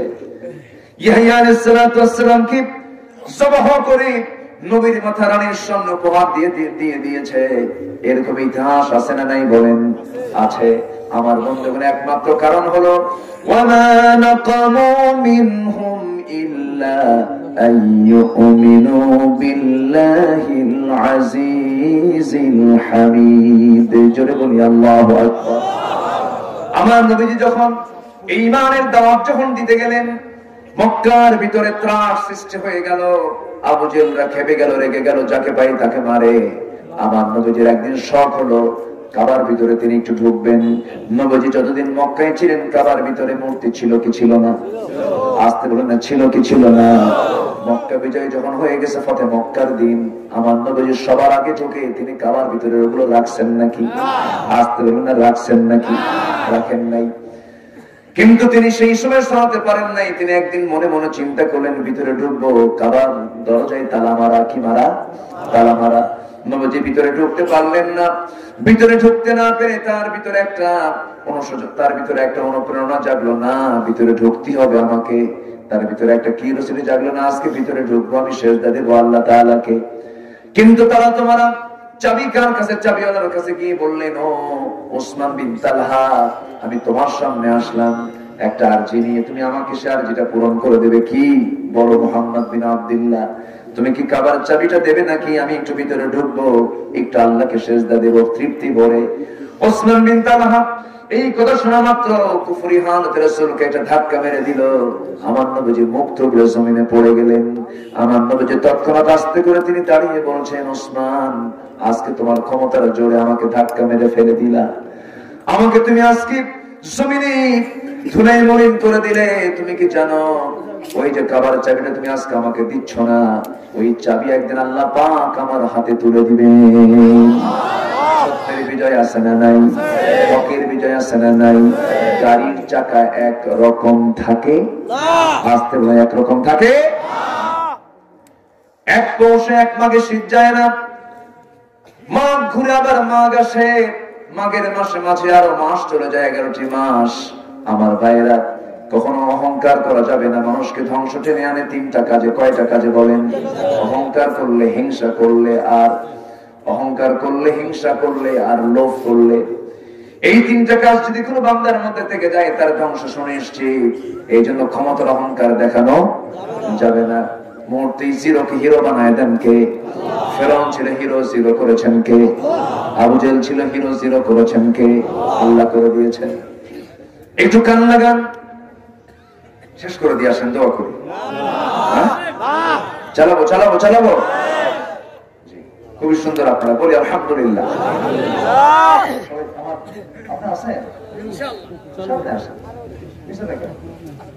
নেতা যদি পিছনে থাকে তাহলে হলো এই তো বর্তমান নেতার বৈশিষ্ট্য। আমার রাসূল কি সাহাবীদের পিছনে থাকতেন না সামনে থাকতেন? বলেন পিছনে না সামনে? যত ঝড় আসুক রাসূল বলতেন আমার উপর দিয়ে হয়ে যাবে। কিন্তু এখন যখন মিছিল হয়, সামনে যখন গন্ডগোল লাগে, তখন নেতা আগে না পিছে? আগে না পিছে? পিছনে। তোরা খা মন, আমি সিঙ্গাপুর যাচ্ছি। আছে না নাই? আমাদের দেশে সিঙ্গাপুরি নেতা খুব বেশি, কিছু বলি সিঙ্গাপুরি। আছে না নাই? কষ্ট হচ্ছে আপনাদের? আলোচনা চালাই, আরো চলো, হুজুর বলো, হুজুরও কাছে দেখি একটা ব্যালেন্স করে আমরা চালাবো। জোরে বলি ইনশাআল্লাহ। ভালো আপনারা। সম্মানিত হাজিরিন, সম্মানিত ভাইরা, আমার রাসূল বললেন যে ওসমান তুমি কি জানো এই চাবিটা আমার হাতে একদিন আসবে? ওসমান তো থমকে দাঁড়াইছে, ভাবতেছে যে মুহাম্মদ ইবনে আব্দুল্লাহর মুখ থেকে তখন অযাচিত কোনো কথা বের হবে না। যা বলেছে ভেবে চিন্তেই বলেছে, অবশ্যই তার হাতে একদিন যাবে। ওসমান তাআলা বলে, মুহাম্মদ শোনো, তোমার কথা তো মহাসত্য, তোমাকে আমরা আল আমিন বলি আর সাদিক বলি, তবে একটা কথা, আমি তোমাকে চাবিটা দেব, শর্ত হলো আবু জেহেল যেন না জানে। তোমাকে আমি দিয়ে দিচ্ছি, আমার লাইন আমি ক্লিয়ার করে দিই। কথা বলছেন নাই? আমার লাইনটা আমি ক্লিয়ার করে দিই। ঠিক আছে, চাবিটা দাও। চাবিটা নিলেন, খুললেন দরজা, ঢুকলেন ভিতরে। ভিতরে ঢুকে দেখেন লাত, মানাত, উজ্জা সহ মেলাগুলো মূর্তি সাজানো আছে। তো একজন তাওহীদি চেতনার আলোচনার সামনে এগুলো থাকলে কি সহ্য হবে? আসতে বলবেন, সহ্য হবে? স্বাভাবিক তিনি খেপে গেলেন, প্রচন্ড লেগে গেলেন এবং ভাবলেন সব ভেঙে সোজা করে ফেলবেন। এটা ভাবলেন তিনি, কারণ তার মধ্যে আছে হলো ইব্রাহিমের রক্ত। ইব্রাহিম আলাইহিস সালামকে আগুনে নিক্ষেপ করা হয়েছিল, সবাই জানেন না আপনারা? আগুন কি শান্তি দেয় না জ্বালায় দেয়? শান্তি দেয় না জ্বালায় দেয়? কিন্তু ইমানদারকে শান্তি দেয়, ইমানদারকে শান্তি দেয়। আমরা তো তারই সন্তান, আমরা তো সেই ইব্রাহিমের সন্তান যিনি আগুনকে বরণ করেছেন, ঈমান ছাড়েন নাই। আমরা তো তার উত্তরসূরি। ফেরাউনকে মোকাবেলা করে পানিতে চুবায়া মেরেছেন ফেরাউনকে, আর মূসাকে আল্লাহ পাক সম্মান দিয়েছেন। অর্থাৎ আমরা কাউকে পরোয়া করবো না, আমরা পরোয়া করি কাকে? ইব্রাহিম আলাইহিস সালাম, আরে কি বিশাল পরীক্ষা তার জীবনে এসেছিল, শুধুমাত্র বিশ্বাস করেছেন কাকে? সূর্যকে একবার দেখলেন, দেখে বলেন হ্যাঁ রব্বি হাদা আকবার, এটা আমার রব, এটা আমার প্রভু। কিন্তু না, যখন এটা অস্ত চলে যায় না, এটা আমার রব হতে পারে না। রব খুঁজে পেলেন, বাপকে দাওয়াত দিলেন, বাপ বলে না এটা মানবো না। বাপ নিজেই রব বানায়, বাপ নিজে কি বানায়? রব বানায়। সুন্দর সুন্দর হাতে হাতে বানায় সে রব গুলোকে আবার বিক্রি করে। মানে এমন রব যে রব কেনা বেচা হয়। কি হয়? কেনা বেচা হয়। একদিন বাপ বলতেছে, বাজান তুমি মূর্তিগুলো আমি বানাইছি, এগুলো নিয়ে তুমি ঝুড়িতে করে নিয়ে আসো, বাজারে বিক্রি করো। আচ্ছা জান আপনি। ঝুড়িতে তোলার আগে সবগুলো মূর্তির মাথাটা মটকায় দিয়ে মাথা ভেঙে সব ঝুড়িতে তুলে নিয়ে আসছে। বাবার সামনে রাখছে, যখন দেখে একটার মাথাও নাই। বলছে, আব্বা তুমি এগুলো কি করছো? সবগুলোর মাথা তো নাই। আব্বা কি করবো এখন, আমি তো পারলাম না এদের জ্বালায়। কেন? এই মূর্তিগুলো যখন আমার মাথায় তুললাম, ওদের মধ্যে গৃহযুদ্ধ শুরু হলো। এমন মারামারি, বললাম থাম। থামাতে থামাতে নামাতে নামাতে সবগুলোর মাথা নাই। বাপ মনে মনে কয়, বুঝতে পারছে আমার ছেলে আমার কি শিখাচ্ছে। কথা বুঝতে পারলেন? মূর্তি পূজকের ছেলে মূর্তি ভাঙে, আর ইব্রাহিমের ছেলে হয়ে আমরা এগুলো বানাই। কি বলি কারে, কি শোনাই কারে? আল্লাহ ইকবাল আফসোস করে বলছেন, কি বলছেন? উনকো তহসিব নে হর বন্দ সে আসাদ কিয়া লৌহ কলম। উনকো তহসিব নে হর বন্দ সে আসাদ কিয়া लाके काबे से सनम खाने में आबाद किया। नब्य যুগের সভ্যতা মোহে কেটে ফেললে সব বাঁধন, মসজিদ ছেড়ে মন্দিরে গিয়ে বাসা বেঁধেছ হায় এখন।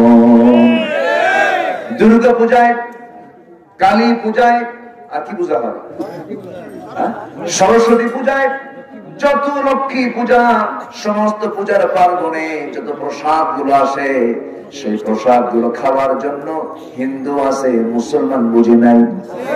আসতে বলবেন না, আছে না নাই? পরে বারে যে হিন্দু বেশি না মুসলমান বেশি?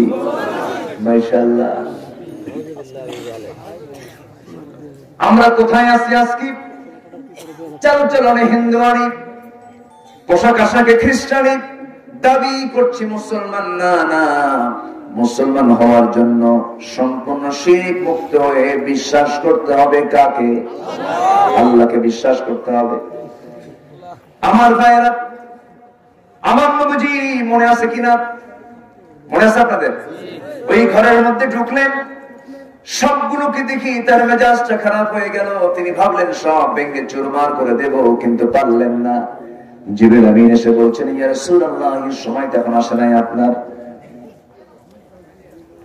আপনার হাতে ক্ষমতা নাই, আপনার হাতে পাওয়ার নাই, অতএব আপনি দোয়া করুন, রব্বি আদখিলনি মুদখালা সিদকিন ওয়া খরিজনি মুখরাজা সিদকিন ওয়াজআলনি মিন লাদুনকা সুলতানান নাসীরা।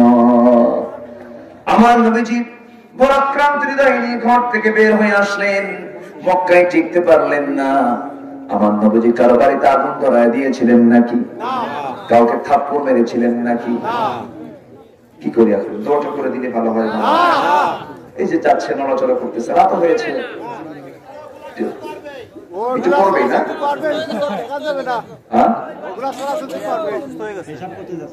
অসুস্থ হয়ে গেছে কিছু? জি, শুনতে শুনতে অসুস্থ। ও আচ্ছা, একটু বসেন আর কিছুক্ষণ। আমি আর 1 ঘন্টা যদি সময় নেই, দিবেন না আমাকে? দিবেন? আমি ভয় পাচ্ছি, না জানি আমি কি এখন মাইকগুলো পাই নাকি শুধু। আমি আমার কথা কিন্তু না, সামনে ম্যাক্সিমাম লোকে আছেন, এমনি বললাম। আমি কিন্তু আমার বক্তব্য শুধু আপনাকে বলছি না, আমি বক্তব্য দিচ্ছি গোটা দুনিয়ার মানুষকে। বুঝতেছেন কি আপনারা? টের পাচ্ছেন? আমার সামনে কতগুলো ছায়া আছে, আমার দিকে দেখেন, ডানে বামে সব ছায়া আছে, সব আমাকে রেকর্ড করছে, দেখছে। গোটা দুনিয়ার কোটি কোটি মানুষের কাছে এই কথাগুলো চলে যাচ্ছে। এই জন্য আমাকে মেপে ঝেপে চিন্তা ভাবনা করে, শুধু এখানে না, গোটা দুনিয়ার মানুষকে সামনে রেখে কথাগুলো বলতে হচ্ছে। বসেন, আপনি থাকলে কথাগুলো সুন্দর হবে, বুঝলেন না? বেশি রাত হয়েছে, আমি খুব বেশি সময় নেব না, আর কিছু সময় কথা বলি, শেষ করে দেবো। জোরে বলি ইনশাআল্লাহ। বোয়ালমারির মাস্টার, বোয়াল মাস্টার ছোট না বড়?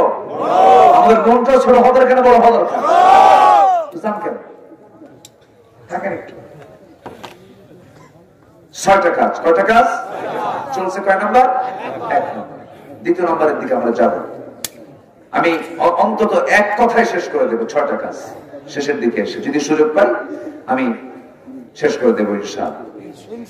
আমার ভাইয়েরা, নবীজি ঘর থেকে বের হলেন, মূর্তিগুলো রয়ে গেল।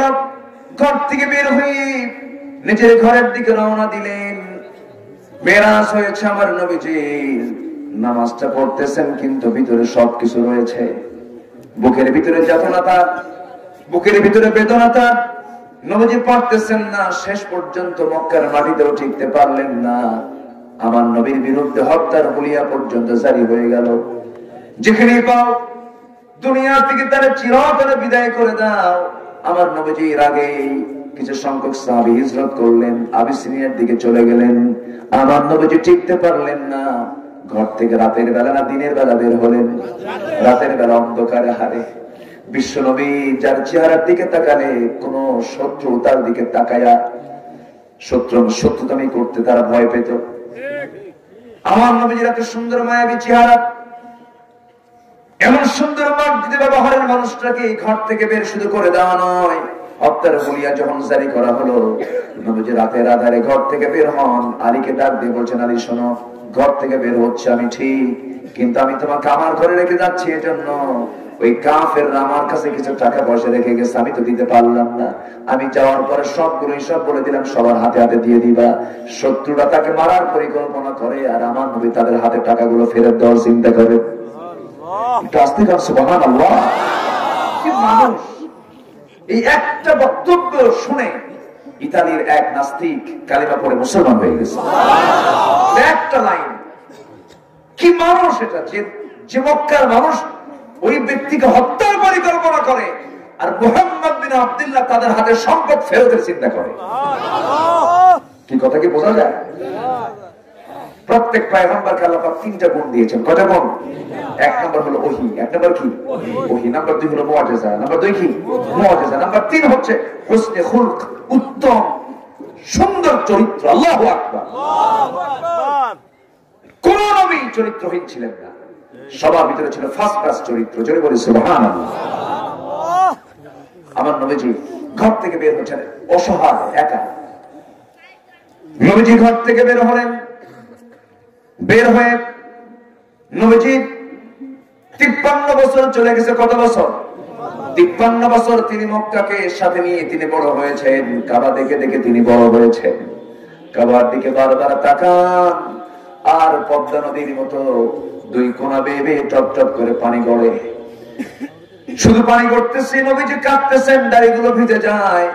বারবার তিনি পিছনের দিকে ফিরে তাকান, মিসফালা হয়ে যান, আর কাঁদেন, আর বলছেন, কাবা আমি তো থাকতে চাইছি রে, কিন্তু তোর প্রতিবেশী ভালো না। আবু জাহেল আমাকে হত্যার পরিকল্পনা করেছে। রাসূল তখন সেই জায়গা থেকে বের হলেন। আমার নবীজি টিকতে পারলেন না, সাহাবায়ে কেরামকে ধরে ধরে মারে। আমার নবীজি হিজরতের রাত বিশাল কষ্ট করেছেন তিনি। ওই রাতের কথা যদি মনে হয়, ওমর ফারুক রাদিয়াল্লাহু তাআলা আনহু তিনি বলতেন মাঝে মাঝে, আমার ভাই আবু বকর আমার চাইতে এত দামি জীব, আমি আবু বকর, আমি ওমর গোটা জীবনের আমল নামা যদি এক পাল্লায় দিয়ে দেই, আর আবু বকর হিজরতের রাতে নবীজির জন্য যে উপকারটা করেছেন, এক রাতের আমল যদি এক পাল্লায় দেওয়া হয়, আবু বকরের এক রাতের আমলটা আমার সমস্ত আমলের চাইতে বেশি ভারী হয়ে যাবে। জোরে বলি সুবহানাল্লাহ। ইসলাম তেমনি এমনি আসে নাই। ইসলাম অনেক কুরবানির মধ্যে দিয়ে ইসলাম এসেছে, দিন এসেছে। তবে আমার নবী যে একটা কথা বলেছিলেন ওসমান বিন তালহাকে, ওই কাবার চাবি একদিন আমার হাতে তুলে দিবেন কে? আসতে বলুন না কে? কেমনে আল্লাহ পাক আমার নবীর হাতে তুলে দিলেন, একটু শুনবেন না আপনারা? শুনবেন না? একটু বিলাই দেবো আজকে। আমার নবীর হাতে কেমনে চলে আসলো দেখেন। বেশি দিন লাগলো না, কিছু জীবন চলে গেল বদরে, কিছু জীবন চলে গেল হুদে, কিছু জীবন চলে গেল খন্দকের ময়দানে। আমার নবীজি মক্কা থেকে মদিনায় হিজরত করলেন, সাহাবীরা হিজরত করলেন, খেজুরের পাকা বাগান ছেড়ে দিলেন, সুন্দর সুন্দর সমস্ত অফার গুলো ছাড়লেন, ব্যবসা বাণিজ্য ছেড়ে দিলেন, বউ বাচ্চা সবকিছু ছেড়ে দিয়ে তারা মদিনার উদ্দেশ্যে রওনা হলেন। একজন সাহাবীর ইতিহাস মাঝে মাঝে যখন মনে হয়, আল্লাহ তাদের জান্নাত না দিয়ে কাকে জান্নাতটা দিবে? আবু সালমার মতো একজন মানুষ বউ বাচ্চা সঙ্গে করে নিয়ে মদিনার দিকে রওনা দেবেন। শ্বশুর বাড়ির লোকজন জানলো, শ্বশুর বাড়ির লোকজন বউটাকে টেনে নিয়ে সন্তান দাবি করে তার কাছ থেকে ছিনিয়ে নিল। ছোট্ট একটা ছেলে সন্তান, 4 বছর থেকে 5 বছর। ওই বাচ্চাটাকে আবু সালমার বড় ভাই ছোট ভাই মিলে সবাই মিলে টেনে এসে সন্তানকে নিয়ে গেল। সন্তানকে নিয়ে যায় একজন, বউকে নিয়ে যায় একজন। চেষ্টা করতেছে আবু সালমা যেন ফিরে আসে। আবু সালমা বলেন, বউ কেন, বাচ্চা কেন, গোটা দুনিয়ার সবকিছু তোমরা নিয়ে যাবে, আমি যে ঈমান এনেছি ঈমান থেকে তোমরা এক চুল পরিমাণ আমাকে নড়াতে পারবা না। আবু সালমা রওনা দিলেন। উম্মে সালমা তিনি আল্লাহওয়ালা ছিলেন, এক দামি একজন মহিলা সাহাবী ছিলেন। তিনি কি করলেন? বাধ্য হলেন, বাপ মা তাকে ধরে নিয়ে গেছে, আটকে রেখেছে। আবু সালমান চললেন মদিনার পানে, সন্তান রেখে চলে গেলেন। আবু সালমার পরিবারটা খুব সুন্দর চলছিল, দাম্পত্যময় জীবন খুব সুখময় ছিল, খুব আরামে দিনগুলো পার হচ্ছিল, খুব সুখে শান্তিতে দিনগুলো পার হচ্ছিল। হঠাৎ করে বিপদটা চলে আসলো। এত সুন্দর প্রেম তাদের মধ্যে ছিল, এত সুন্দর মহব্বত তাদের মধ্যে ছিল। একদিন গল্প করতে করতে গল্পের তালে উম্মে সালমা বলছেন, আমার স্বামী, আমি আপনাকে একটা প্রশ্ন করব। কি প্রশ্ন? আপনি আমাকে কেমন ভালোবাসেন? আবু সালমা বলছেন, স্ত্রী এমন করে প্রশ্ন করো কেন? আমার নিজের যৌবন তোমার কাছে দিয়ে দিয়েছি, আমি তোমাকে দারুণ ভালোবাসি। স্বামী স্ত্রীর মতো বৈধ ভালোবাসা পৃথিবীতে আর আছে নাকি? আসতে বলবেন না, আছে নাকি? এই পৃথিবীতে সবচেয়ে ভালোবাসার জায়গা হলো স্বামী এবং স্ত্রী। এই দুইটা ইসলাম দিয়েছে। কি দিয়েছে? ইসলাম দিয়েছে। এর চাইতে চরম তৃপ্তির জায়গা পৃথিবীতে কোথাও নাই। আমার বন্ধুগণ, যৌবন বয়সে দৈহিক তাড়না থাকতে পারে, কিন্তু বৃদ্ধ বয়সে বুড়া বুড়ির ভিতরে প্রেমটা আরো কমে না বাড়ে? কমে না বাড়ে? এটা কি যৌবনের না হৃদয়ের? হৃদয়ের টান। বুড়া যখন বুড়িকে ছেড়ে যায়, বুড়ি বুড়ার জন্য পাগল, বুড়া বুড়ির জন্য পাগল। বুড়ি যখন বেড়াতে যায় মেয়ের বাড়িতে, বুড়া রাতে ঘুম হয় না, যৌবনের টানে কিন্তু না। বারবার বলে, বুড়ি তাড়াতাড়ি আয়। ঠিক কিনা বলেন? বুড়া বুড়ির দিকে তাকায়, ওই চামড়া কুচকে গেছে কিন্তু মহব্বতটা এঁটে গেছে। চামড়া ঢিল হয়েছে কিন্তু মহব্বতটা টাইট হয়ে গেছে। আমার ভাইরা, আমার বন্ধুগণ, উম্মে সালমা স্বামীর জন্য দিওয়ানা হয়ে গেলেন। একদিন প্রশ্ন করছেন, আমার স্বামী, আপনাকে প্রশ্ন করব, আপনি আমাকে কি পরিমাণ ভালোবাসেন জানি না, তবে একটা প্রশ্ন করি। কি প্রশ্ন? আপনি যদি আগে মারা না গিয়ে আমি যদি আগে মারা যাই, আপনি যদি আমি মারা যাওয়ার পর আপনি বিয়ে করবেন কিনা, আপনি আমাকে বলুন তো, আমি একটু জানতে চাই। এই কথা শোনার সঙ্গে সঙ্গে মুসকা শিবের আবু সালমা বলছেন, স্ত্রী, তুমি আমাকে এমন প্রশ্ন করছো কেন? এমন প্রশ্ন করার উদ্দেশ্য, হেতুটা কি? সঙ্গে সঙ্গে উম্মে সালমা বলছেন, আমি একটু দেখতে চাই আপনি আমাকে কেমন ভালোবাসেন। এবার আবু সালমা বলছেন, তোমার মন কি চায়? আমার মন তো চায় আপনি বিয়ে করবেন না, আমার জায়গায় অন্য কোনো আমি মহিলাকে আসতে দেব না। এটা মেয়েদের নেচার আছে কিনা বলেন? আসতে পারেন কেন ভাই? আছে না নাই? এখন দেখবেন গল্পের তালে কিন্তু বলে ফেলে, তুমি কি বিয়ে করবা নাকি? মেয়েরা তো এমন একটা মন দিয়ে আল্লাহ পাক বানিয়ে দিয়েছেন, বইয়ের সামনে হুরের গল্প করলেও হিংসা করে। ঠিক কিনা? বিয়ে করছেন নাকি আপনি? বিয়ে করছেন তো? বইয়ের সামনে হুরের গল্প করলেও হিংসা করে। রাতের বেলা অন্তত হুরের গল্প করবেন না, দিনের বেলা করে।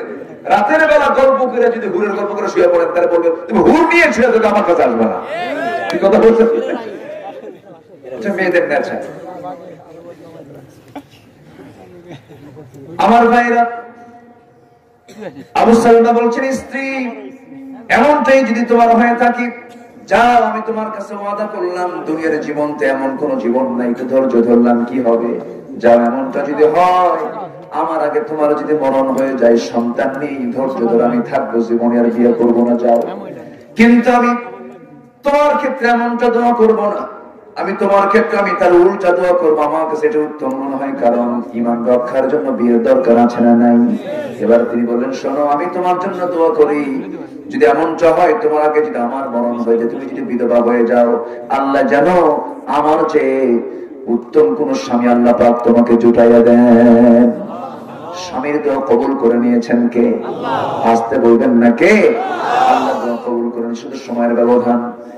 হিজরত করে সন্তান এবং স্ত্রীকে রেখে মদিনায় চলে গেলেন, নবীজির সহচর্যে চলে গেলেন। যাওয়ার 1 বছর যেতে না যেতেই ওই স্ত্রীর সন্তান সবার চোখ খড়াল করে সবাই দুজন মিলে চলে গেছে মদিনায়। ফজরের আযান হয়ে গেছে। ফজরের আযান যখন শেষ হয়ে গেল, নামাজ শুরু হলো। নামাজের দায়িত্ব পালন করতেছেন সেই দিন শুধু না, ক্ষমতায় যিনি ছিলেন তিনি নামাজের দায়িত্ব পালন করতেন। এটা হচ্ছে নবীজির সিস্টেম। নবীজি মদিনার প্রধানমন্ত্রী, নবীজার মদিনা রাষ্ট্রের রাষ্ট্রপতি এবং মদিনার তিনি ইমাম। যদি বলি আল্লাহু আকবার, আরো জোরে আল্লাহু আকবার। রাষ্ট্রপতি এবং ইমাম দুইজন হবে না একজন হবে? রাষ্ট্রপতি এবং ইমাম দুইজন হবে না একজন হবে? একজন হলেই নিরাপদ, একজন হলেই হলো মজবুত, আর দুজন হলেই ভেজাল। ঠিক কিনা বলেন? এখন ভেজাল আছে না ভালো আছে? ভেজাল। একটু কান লাগান। আমি কোরআন এবং হাদিসকে সামনে রেখে কথা বলছি, নবীর জীবনকে সামনে রেখে কথা বলছি। ভুল ধরার কোনো কায়দা আপনি পাবেন না, যে যা বলেন বলেন আপনি। আমার ভাইয়েরা, আমার নবীজি নামাজ পড়াচ্ছেন, নামাজ শেষ হয়ে গেছে। হঠাৎ করে এলান জারি হলো, আসসালাতু আলাল মাইয়িত, মৃত ব্যক্তির জানাজা, মৃত ব্যক্তির নামাজ। কে মারা গেল? কে মরেছে? নবীজি প্রশ্ন যখন করলেন, বলা হলো, হুজুর ওই আবু সালমা দুনিয়া থেকে বিদায় নিয়েছেন, কিন্তু আবু সালমার স্ত্রী উম্মে সালমা মদিনায় চলে এসেছে। আমার নবীজি জানাজা সম্পূর্ণ করে বিধবার সামনে গিয়ে দাঁড়ালেন, ইতিমের সামনে গিয়ে দাঁড়ালেন, বলছেন, ও উম্মে সালমা, তোমার স্বামী দুনিয়াতে নাই, দুনিয়া থেকে বিদায় নিয়েছেন, চিন্তা করো না, কোনো টেনশন করো না, তোমার স্বামীকে নিয়ে তোমার কোনো চিন্তা করতে হবে না, সন্তান নিয়ে কোনো চিন্তা করতে হবে না, এই সন্তানের সম্পূর্ণ জিম্মাদারি আমি নবীজি নিজের কাঁধে উঠায় নিলাম। আর তোমার ব্যাপারে চিন্তা করতেছে, দেখি তো কোন ভালো সাহাবী পাই, সেই সাহাবীর সঙ্গে তোমার বিয়ে দিয়ে দেবো। উম্মে সালমার সঙ্গে সঙ্গে কেঁদে কেঁদে বলছেন, ইয়া রাসূলুল্লাহ, এই জাগতিক জীবনে আমার জানা মতে আমার স্বামীর চেয়ে উত্তম কোন পুরুষ আর পৃথিবীতে দ্বিতীয়টা আছে বলে আমি মনে করি না, আমার জীবনে বিয়ের কোনো প্রয়োজন নাই। নবীজি মাথা নিচু করলেন, আরে কি স্বামী ভক্ত একজন নারী, এটাই তো ভালো ভালো গুণ এটা। সঙ্গে সঙ্গে জিবরিল আমিন বলছেন, ইয়া রাসূলুল্লাহ, আবু সালমার দোয়া কবুল হয়ে গেছে, আল্লাহ আপনাকে ওই উম্মে সালমাকে বিয়ের জন্য অর্ডার দিয়ে দিয়েছেন। জোরে বলেন সুবহানাল্লাহ। আমার ভাইরা, অনেক অনেক কথা আছে, লম্বা কথার দিকে যাব না। ওই যে কাবারের চাবি আল্লাহ পাক আমার হাতে তুলে দিবেন, সময় বেশি লাগলো না। সাহাবীরা বাইরে খায়া মক্কা ছেড়ে মদিনায় চলে গেলেন। আব্দুল্লাহ ইবনে মাসউদের মতো সাহাবীকে মারতে মারতে কানের তালা ফেটে দিয়েছিল আবু জেহেল। কানের তালা ফেটে দেওয়ার সঙ্গে সঙ্গে রক্তাক্ত হাত নিয়ে কান নিয়ে ইবনে মাসউদ বলেছেন, আবু জেহেল, আমি মক্কার রাখাল, আমি একজন সাধারণ মানুষ, তুই আমার কোরআন তেলাওয়াতের জন্য আমার কানের তালা ফাটায় দিলি, তুই কি জানিস আমার যদি কোনোদিন সুযোগ আসে আমি তোর দুইটা কানের তালাই ফাটায় দেবো। যেরকম আল্লাহু আকবার। ইমানদার কাউকে ভয় পায় নাকি? ইমানদার কাউকে ভয় পায়?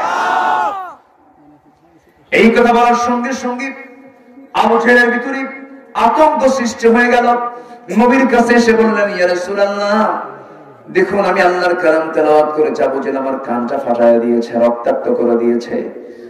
রাসূল বলছেন, আব্দুল্লাহ ইবনে মাসউদ, ধৈর্য ধরো, সবর ধরো, এই যে রক্ত জমিনে পড়েছে, এই জমিনে আল্লাহর দ্বীন কায়েম হয়ে যাবে।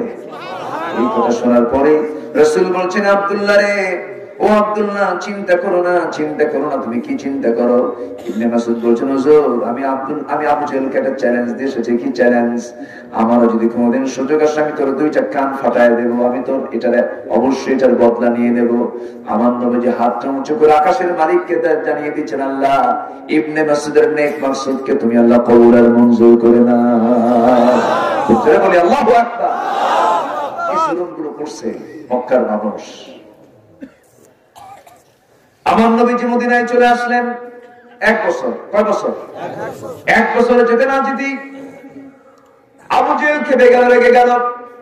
লোহিত সাগরের পাশ দিয়া 1000 সৈন্যের মহড়া দিয়া অশ্বারোহী সৈন্য নিয়ে অস্ত্র শস্ত্রে সজ্জিত হয়ে বদর নামক প্রান্তরে যখন হাজিরা দিয়ে দিল, রাসূল বলেন, সাহাবীরা, কোন ক্রমে আর ঢুকতে দেওয়া যাবে না, চলো 80 মাইল দূরে আমরা সেই জায়গায় চলে যাব, মদিনার কাছাকাছি আমরা আসতে দেব না। আল্লাহ এই 2 চোখে বদর প্রান্তর দেখার তৌফিক আল্লাহ পাক আমাকে দিয়েছেন। দেখেছি 14 জন সাহাবীর শাহাদাত বরণ হয়েছে, ওই জায়গায় তাদের কবর হয়েছে। 13 জনকে একসঙ্গে কবর দেওয়া হয়েছে। একজন সাহাবী রক্তাক্ত অবস্থায় আহত হয়েছিলেন। মাঝখানে যাওয়ার পথে তিনি রক্তক্ষরণ হয়ে দুনিয়া থেকে বিদায় নেন। নবীজি বললেন, শোনো, ওই 2 পাহাড়ের চিপাই থেকে কবর দিয়ে আমরা চলে যাই। যেরকম আল্লাহু আকবার। ইতিহাস তো ইসলাম এমনি এমনি আসে নাই। প্রিয়জনকে ওই পাহাড়ের চিপাই চিপাই রেখে সাহাবে কেরাম চলে আসছেন বাড়িতে। আমার ভাইয়েরা, আমার বন্ধুগণ, সেই বদর নামক প্রান্তরে সাহাবীদের সঙ্গে মোকাবেলা হয়ে গেল। আমার নবীজি সেই দিন যুদ্ধের ময়দানে হাজির, সব যোদ্ধারা হাজির। সেই দিন 313 জন কোন মতে টান টান দিয়ে নিয়ে আসলেন। ঘোড়া নাই, হাতে তরবারি নাই, গাছের খেজুর গাছের ডাল নিয়ে সাহাবীরা যুদ্ধ করতে এসেছেন। গায়ের জোরে না ইমানের জোরে? আমরা ইমান আনবো কার উপরে? আল্লাহর উপরে। ইমানের জোরে আসলেন। যুদ্ধ শুরু হয়ে গেল। বাতিল শক্তির বিরুদ্ধে যখন মোকাবেলায় দাঁড়িয়ে গেলেন, ইবনে মাসউদ রাদিয়াল্লাহু তাআলা তিনি তো একটা টার্গেট আছেন, আজকে আবু জেহেলকে আমি পাবো কেমনে, বুঝেন নাই? ওই যে টার্গেট তিনি করেছেন, ওইদিকে মদিনার ছোট্ট 2টা ছেলে আফরার ছেড়ে দেয়। মাস বলছেন, ইয়া রাসূলুল্লাহ, শুনলাম আবু জেহেল নাকি আপনাকে মারতে আসতেছে, আমাদের কি একটু অনুমতি দেওয়া যায় না? কি করবো আমরা? আবু জেহেলকে মারবো, একটু যুদ্ধের পারমিশন দেন। যেরকম সুবহানাল্লাহ। মানুষ ছোট টার্গেট, মানুষ ছোট টার্গেট, আর আমরা মানুষ বড় টার্গেট। ছোট্ট মানুষ টার্গেট বড়। সঙ্গে সঙ্গে রাসূল মুস্কি হাসি মেরে বলছেন, আরে ছোট্ট ছোট্ট মানুষ তোমরা কি করবা? তরবারির ওজন তো তোমরা ধরতে পারবে না, হাতের কোনো বাহুবল নাই তোমাদের। হুজুর অন্তত আমি তো বড় আছি, আপনি আমাকে পারমিশন দিয়ে দেন। ছোটজন বলে, হুজুর ও তো শুধু লম্বায় বড়, আমার গায়ে শক্তি বেশি। রাসূল বলেন, ঠিক আছে। দুজন মারামারি লাগ, দুজন কুস্তি লেগে গেছে। বড়জন ছোটজনকে ফেলে দিয়েছে নিচে। ছোটজন চোখ টিপি মেরে বলে, ভাই গায়ের শক্তি একটু কম, আমি একটু তোর উপরে উঠি। যেরকম সুবহানাল্লাহ। বুকের উপরে উঠে বলে, হুজুর দেখেন আমি ওরে নিচে ফালাই দিয়েছি। রাসূল মুস্কি মুস্কি হাসি মারে আর কান্দে। ছোট্ট দুইটা বাচ্চাকে বগলের তলে থুইয়া আকাশের দিকে তাকায় বলে, আল্লাহ ফিটনেস নাই, বয়স নাই, কিন্তু ঈমান তাদের দারুণ পাক, আমি এদেরকে পারমিশন দিয়ে দিলাম। ছোট্ট দুইটা বাচ্চা, 11 বছর 13 বছরের এই ছোট্ট দুইটা বাচ্চা অংশগ্রহণ করেছেন যুদ্ধের প্রান্তরে। যুদ্ধ শুরু হয়ে গেছে। প্রথম কাতারে ছোট্ট দুইটা বাচ্চা, মাজ মুয়াজ, মাঝখানে ইবনে মাসউদ, যার কানের তালা ফাটায় দিয়েছিল। ইবনে মাসউদ মাঝখানে, দুই পাশে মাজ মুয়াজ। দুজন বলে, ও চাচা, ও সাহাবী, ও চাচা, আবু জেহেল কই? ইবনে মাসউদ থমকে দাঁড়ায় বলে, আর আবার আবু জেহেল দিয়ে কি করে? আমি তো আমি আবু জেহেলকে খুঁজি। ওরা আবার আবু জেহেলকে খুঁজে। কি করবা? কি হয়েছে? ছোট্ট দুইটা বাচ্চা বলতেছে, চাচা আমরা আজকে বদর যুদ্ধে এসেছি, কারো বিরুদ্ধে যুদ্ধ করতে নয়। কার বিরুদ্ধে? আবু জেহেলের বিরুদ্ধে। কারণ আবু জেহেল নাকি রাসূলকে দারুণ কষ্ট দিয়েছে, রাসূলকে নাকি দারুণ ডিস্টার্ব করেছে। আজকে আমরা তাকে হত্যা করতে এসেছি। আমরা কারোর সঙ্গে যুদ্ধ করব না, আমরা তার সঙ্গে যুদ্ধ করব। কই আবু জেহেল, একটু দেখায় দাও। ওই যে ঘোড়ার পিঠে চতুর্দিকে সৈন্য পাহারা দিচ্ছে, দুই দিকে পা ছেড়ে দিয়ে তারা দাঁড়ায়, সে দাঁড়া বসে আছে ঘোড়ার পিঠে, ওই যে দেখা যায়। বলতে দেরি, যেতে দেরি হলো না। বাজ পাখির মতো উড়ন্ত হয়ে, সিংহের মতো গর্জন দিয়া আবু জেহেলের দুই কোনায়, দুই পাশে গিয়ে ছোট্ট দুইটা বাচ্চা দাঁড়ায় গেছে। ওরা টের পায় না এটা কোন গ্রুপের মানুষ। ছোট্ট মানুষ হেও করেছে, খেয়াল করে নাই, বেখেয়ালে হয়ে গেছে। বেখেয়ালে তারা চলে গেছে। দুজন দুদিকে দুজন পজিশন নিয়েছে। দুই পায়া মঞ্জুর আঘাত এনেছে। দুই পায়ে আঘাতে রক্ত ফিঙ্কি দিয়ে পড়া শুরু হয়ে গেছে। আবু জেহেল ওই যে ধরা সহিয়ে জমিনে পড়েছে। ঘোড়ার পিঠ থেকে কোমর সোজা করে আবু জেহেল আর দাঁড়াতে পারে নাই। সেই যুদ্ধের ময়দানে 70 জন কাফের দুনিয়া থেকে বিদায় নিয়েছে। 70 জন তার যুদ্ধবন্দী হয়েছে। সেই যুদ্ধ যখন শেষ হয়ে যাচ্ছিল, সবার মুখে হাসি, কিন্তু আব্দুল ইবনে মাসউদের মুখে হাসি নাই। তন্ন তন্ন করে খুঁজতেছেন, আরে আমার মনে হয় নেক আশাটা পূরণ হলো না, আমি মনে হয় আবু জেহেলকে মারতে পারলাম না। কিন্তু আবু জেহেল ধরাশয়ী হয়েছিল দুই বাচ্চার কাছে, কিন্তু সেই সময় সে মরে নাই, ওই সময় জীবিতই ছিল। কিন্তু মাস আঘাত যখন করেছেন, বড় ভাই বিশেষ করে আক্রান্ত হয়ে পড়লেন। বড় ভাইকে অ্যাটাক করে ফেললো কাফের মুশরিকরা। তরবারি দিয়ে চতুর্দিক থেকে আঘাত করে একজন পিছন দিক থেকে তার ডান হাতে মেরে দিল। এক আঘাতে ডান হাতটা চামড়ার সঙ্গে ঝুলতে লাগলো। তরবারিটা ঝমঝম করে পড়ে গেল। একটু পিছপা হলেন না, দৌড় মেরে গিয়ে বাম হাতে তরবারি নিলেন, যুদ্ধ চালাতে লাগলেন। ডান হাত ঝুলন্ত চামড়ার সঙ্গে ঝুলতেছিল, ডান হাতটা সে বাম হাতে ধাক্কা খায়। যুদ্ধ চালাতে তরবারি চালাতে ডিস্টার্ব হয় মনে করে ডান হাতটা বাম হাতের বাম পায়ের তলে রেখে এমন জোরে টান মারলেন, হাত ছিটকে পড়ে গেল। বাম হাতে যুদ্ধ চালালেন, বাম হাত কেটে ফেলে দিল, তরবারি পড়ে গেল। সামনে টিমের মতো দাঁড়ালো, সামনে দাঁড়ায় আছে, আর যুদ্ধ করবে কেমনে? আরেকজন কাফের এসে মাথায় মেরে দিল, গর্দান ছিটকে পড়ে গেল। ছোট্ট দুইটা বাচ্চা ইসলামের জন্য কি ত্যাগ স্বীকার করলো রে। মাস দুনিয়া থেকে বিদায় নিলেন, আর বুঝায় দিল দুনিয়ার মুসলমান আল্লাহর জমিনে দিন কায়েমের জন্য জান এমন করে দিতে হয়। যেরকম সুবহানাল্লাহ।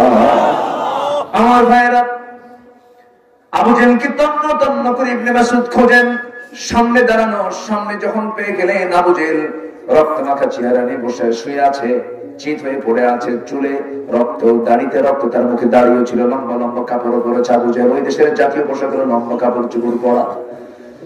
সামনে দেখে ফেললেন, বলতেছেন, তুই তো আবু জেহেল রে? হ্যাঁ আমি আবু জেহেল। আমাকে চেনা যায় নাকি? মক্কায় আমার দাড়ি মোছ ছিল না, আজকে আমার মোছ দাড়ি হয়েছে, দেখ আমাকে চিনিস নাকি? আমি তোকে চিনতে পেরেছি, তুই ইবনে মাসউদ। মনে কি হয় আমাকে কেমন করে তুই সেই দিন আমাকে থাপ্পড় মেরে আমার রক্ত বের করে দিয়েছিস, আজকে তুই যাবি কোথায়? তরবারি নিয়ে কানের মধ্যে তরবারি ঢুকায় দিলেন, পট পট পট করে তার কান ফাটায় দিলেন, মস্তকটা ছিন্ন করলেন। খণ্ডিত মস্তক হাতের মধ্যে নিয়ে চুল দিয়ে ধরে নবীর সামনে হাজির করে বলছেন, হুজুর এই যে আবু জেহেলের মাথা আনছি, এই যে আপনার সামনে হাজির করে দিলাম। আমার নবীজি হাতের মধ্যে নিয়ে সব সাহাবীকে লক্ষ্য করে বলছেন, সাহাবীরা রে শোন, প্রত্যেক উম্মতের জন্য একটা ফেরাউন থাকে, আমার উম্মতের ফেরাউন আবু জেহেল আজকে দুনিয়া থেকে বিদায় হয়ে গেছে। জোরে বলি আল্লাহু আকবার। বদরের যুদ্ধ বিজয় হয়ে গেল। এই জোয়ার 10 বছর পর্যন্ত চলতে লাগলো। অনেক লম্বা লম্বা ইতিহাস আছে, আজকে আর বলবো কখন। রমজান মাস চলে এলো, বদর যুদ্ধ রমজানে হলো, মক্কা বিজয় কোন মাসে হলো? রমজানে হলো। রমজান মাস বিজয়ের মাস, রমজান মাস বদরের মাস। রমজান মাস আমরা জানি খালি খাওয়া বন্ধ করার মাস। আমার ভাইয়েরা, নবীজি 10,000 সাহাবী নিয়ে মক্কার দিকে রওনা করলেন। মক্কার দিকে রওনা করে কাবার সামনে গিয়ে দাঁড়ালেন। মনে আছে কাবার চাবি? মনে আছে? মনে আছে? কাবার সামনে গিয়ে দাঁড়ালেন। সঙ্গে ছিলেন বেলাল রাদিয়াল্লাহু তাআলা আনহু। হযরতে বেলাল যখন সামনে, আমার নবীর সামনে দাঁড়ানো, রাসূল বলেছেন, বেলাল দেখো আজকে মক্কা বিজয় হয়ে গেছে। ও বেলাল, কাবার চাবিটা নিয়ে আসো। কে আছে? উসমান বিন তালহাকে ডেকে আনো। উসমান বিন তালহাকে খুঁজে খুঁজে কেউ পাচ্ছে না। উসমান বিন তালহা কোথায় গেল, কোথায় গেল? গোটা মক্কা তন্ন তন্ন করে খুঁজে পাওয়া যাচ্ছে না। জিবরিল আমিন এসে বলছেন, ইয়া রাসূলুল্লাহ, উসমান বিন তালহা মক্কার কোথাও পাবেন না, দুনিয়ার কোথাও পাবেন না, কোথাও সে নাই। কোথায় আছে? কাবা শরীফের ছাদে। কাবা শরীফে কোথায় আছে? ছাদে আছে। কাবার ছাদে আছি। এই কথা যখন বলা হলো, নবীজি বললেন, আলী যাও, ওকে ধরে নিয়ে আসো। কাবার ছাদ থেকে তাকে ধরে নিচে যখন নামানো হলো, রাসূল বলছেন, ওসমান মনে আছে নাকি? সুবহানাল্লাহ বলবেন না? আর বলে সুবহানাল্লাহ। আমার ভাইরা, আমার বন্ধুগণ, ঈমান যদি কারো থাকে, ঈমানদারের সঙ্গে বেঈমানি করো না, ঈমানদারদের সঙ্গে তোমরা নাফরমানি করো না। ঈমানদারের বিজয় কে দিবেন? আল্লাহ। আসতে বলবেন না, কে দিবেন? কে দিবেন? আল্লাহ দিবেন।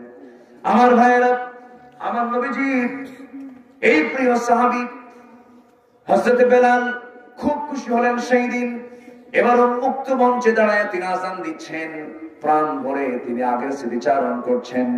আর নবীজি বলছেন, উসমান বিন তালহা তুমি সাথে কেন? কাবার চাবি দাও। না, আমি দেব না চাবি। না, তোমাকে দিতে হবে। মুশরিকের হাতে আল্লাহর ঘর দাও, রাখা যাবে না, তোমায় আমাকে চাবিটা দিয়ে দাও। এইরকম করে যখন কথা চলতেছিল, সঙ্গে সঙ্গে আয়াত নাযিল হলো, ইন্নাল্লাহা ইয়া'মুরুকুম আন তু'আদ্দুল আমানাতি ইলা আহলিহা ওয়া ইযা হাকামতুম বাইনান নাসি আন তাহকুমু বিল আদল। জোরে বলি আল্লাহু আকবার। এই আয়াত যখন নাযিল হলো, যার জামানত তার হাতে তুমি ফেরত দিয়ে দাও। রাসূল বললেন, ও ওসমান, কাবার চাবি তোমার হাতেই থেকে যাবে, সিদ্ধান্ত চূড়ান্ত হয়ে গেছে। ওসমান বিন তালহা বলতেছেন, যে আল্লাহ তাআলা এমন সুন্দর করে একটা বন্টন করে দিলেন, আমি সে আল্লাহর প্রতি ঈমান আনলাম। জোরে কোন সুবহানাল্লাহ। এখনো কাবার চাবি ওসমান বিন তালহার পরিবারের কাছে এখনো আছে, কিয়ামত পর্যন্ত থাকবে। আল্লাহু আকবার। আমার ভাইরা, সত্যের বিজয় আছে না নাই? সেই বিজয়টা আসবে ঈমান আনলে। কি আনলে? ঈমান আনলে। আমরা ঈমান এনেছি তো নাকি? নামাজ না পড়লে কি ঈমানটা আছে তো নাকি? হ্যাঁ, নামাজের দরকার আছে না নাই? নাম্বার 1 ঈমান। তাহলে দেখুন, চিন্তা করেন কত সময় লাগে একটা ওয়াজ করতে। বহু সময়ের দরকার। ফজর পর্যন্ত হলে একটু ভালো হয়, কিন্তু উপায় তো নাই, অনেক রাত হয়েছে, কালকে অফিস আছে, অনেকের কাজ আছে। আমার ভাইরা, নাম্বার 2 হচ্ছে ওয়াআতাল মাল আলা হুব্বিহি, আল্লাহর প্রতি খরচ করা। আল্লাহর প্রতি কি করা? খরচ করা। নাম্বার 3 হলো ওয়াকামাস সালাত, নামাজ কায়েম করা, যাকাত দেওয়া, ওয়াল মুফুনা বিআহদি, ওয়াদা ঠিক করা, ওয়াস-সাবিরিন, ধৈর্য ধারণ করা। এই 6টি কাজ যারা করবে, আল্লাহ তার পদ দিয়ে দিলেন, সে পদবি পাবে হচ্ছে সত্যবাদীর পদবি। সে সত্যবাদী। উলাইকাল্লাযীনা সাদাকু ওয়া উলাইকা হুমুল মুত্তাকুন, সে সত্যবাদী এবং মুত্তাকি, এবং তার জন্য রয়েছে জান্নাত। জোরে বলে সুবহানাল্লাহ। আল্লাহ কবুল করে। জোরে বলি আমিন। আরো জোরে আমিন, আরো জোরে আমিন। ফজর নামাজ পড়বো সবাই, কারা হাত তুলে? আল্লাহ তুমি সবার হাতকে কবুল করো। হাত নামান। মায়েরা আসছে নাকি? মায়েরা আসছে? হ্যাঁ, এতক্ষণ বলেন না আপনারা? মায়েরা আসছে মাহফিলে? বলে আলহামদুলিল্লাহ। জোরে বলে আলহামদুলিল্লাহ। ওঠে কে? বসেন, দোয়া করে যাই।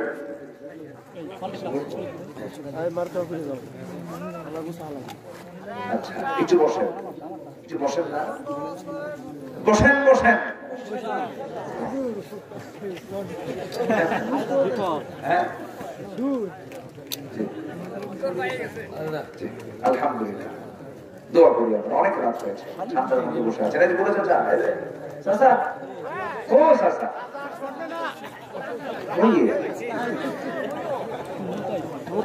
আপনি না থাকলে হয় নাকি? বসেন। জি আলহামদুলিল্লাহ। আমি একটু দেখতে চাই মসজিদ। মসজিদ কার ঘর? আসতে বলবে না, কার ঘর? বানাবে কে? আল্লাহ। আর আমরা দেখবো, আমরা বানাবো আর আল্লাহ বানাবেন আমার জন্য জান্নাতে। দুনিয়াতে বানাবো আল্লাহর ঘর আর আল্লাহ বানাবে আমার ঘর। আল্লাহু আকবার। সহিহ হাদিস, মুসলিম শরীফের হাদিস। সম্মানিত ভাইরা, তাহলে আমি একটু বেশি না দেখতে চাই এই মুহূর্তে যারা আছেন, যা দিচ্ছেন আগে 100 টাকা করে আল্লাহর ঘরে দিব। 100 টাকা, মাত্র 100 টাকা। কারা কারা? আমি তো মনে করি সবাই হাত তোলার কথা। দেখি কারা কারা দিবেন 100 টাকা করে, দেখি হাত তোলেন। লোকজন কই না? আর হাত নাই, আর হাত নাই। অনেকেই দিছে না, না দিছে 5 টাকা 10 টাকা।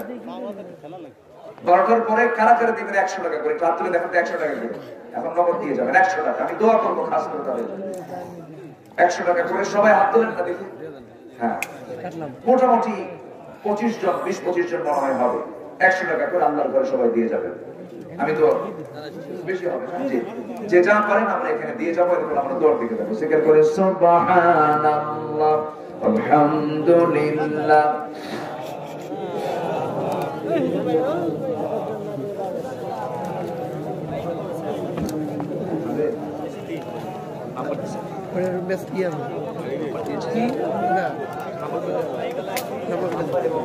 YouTube channel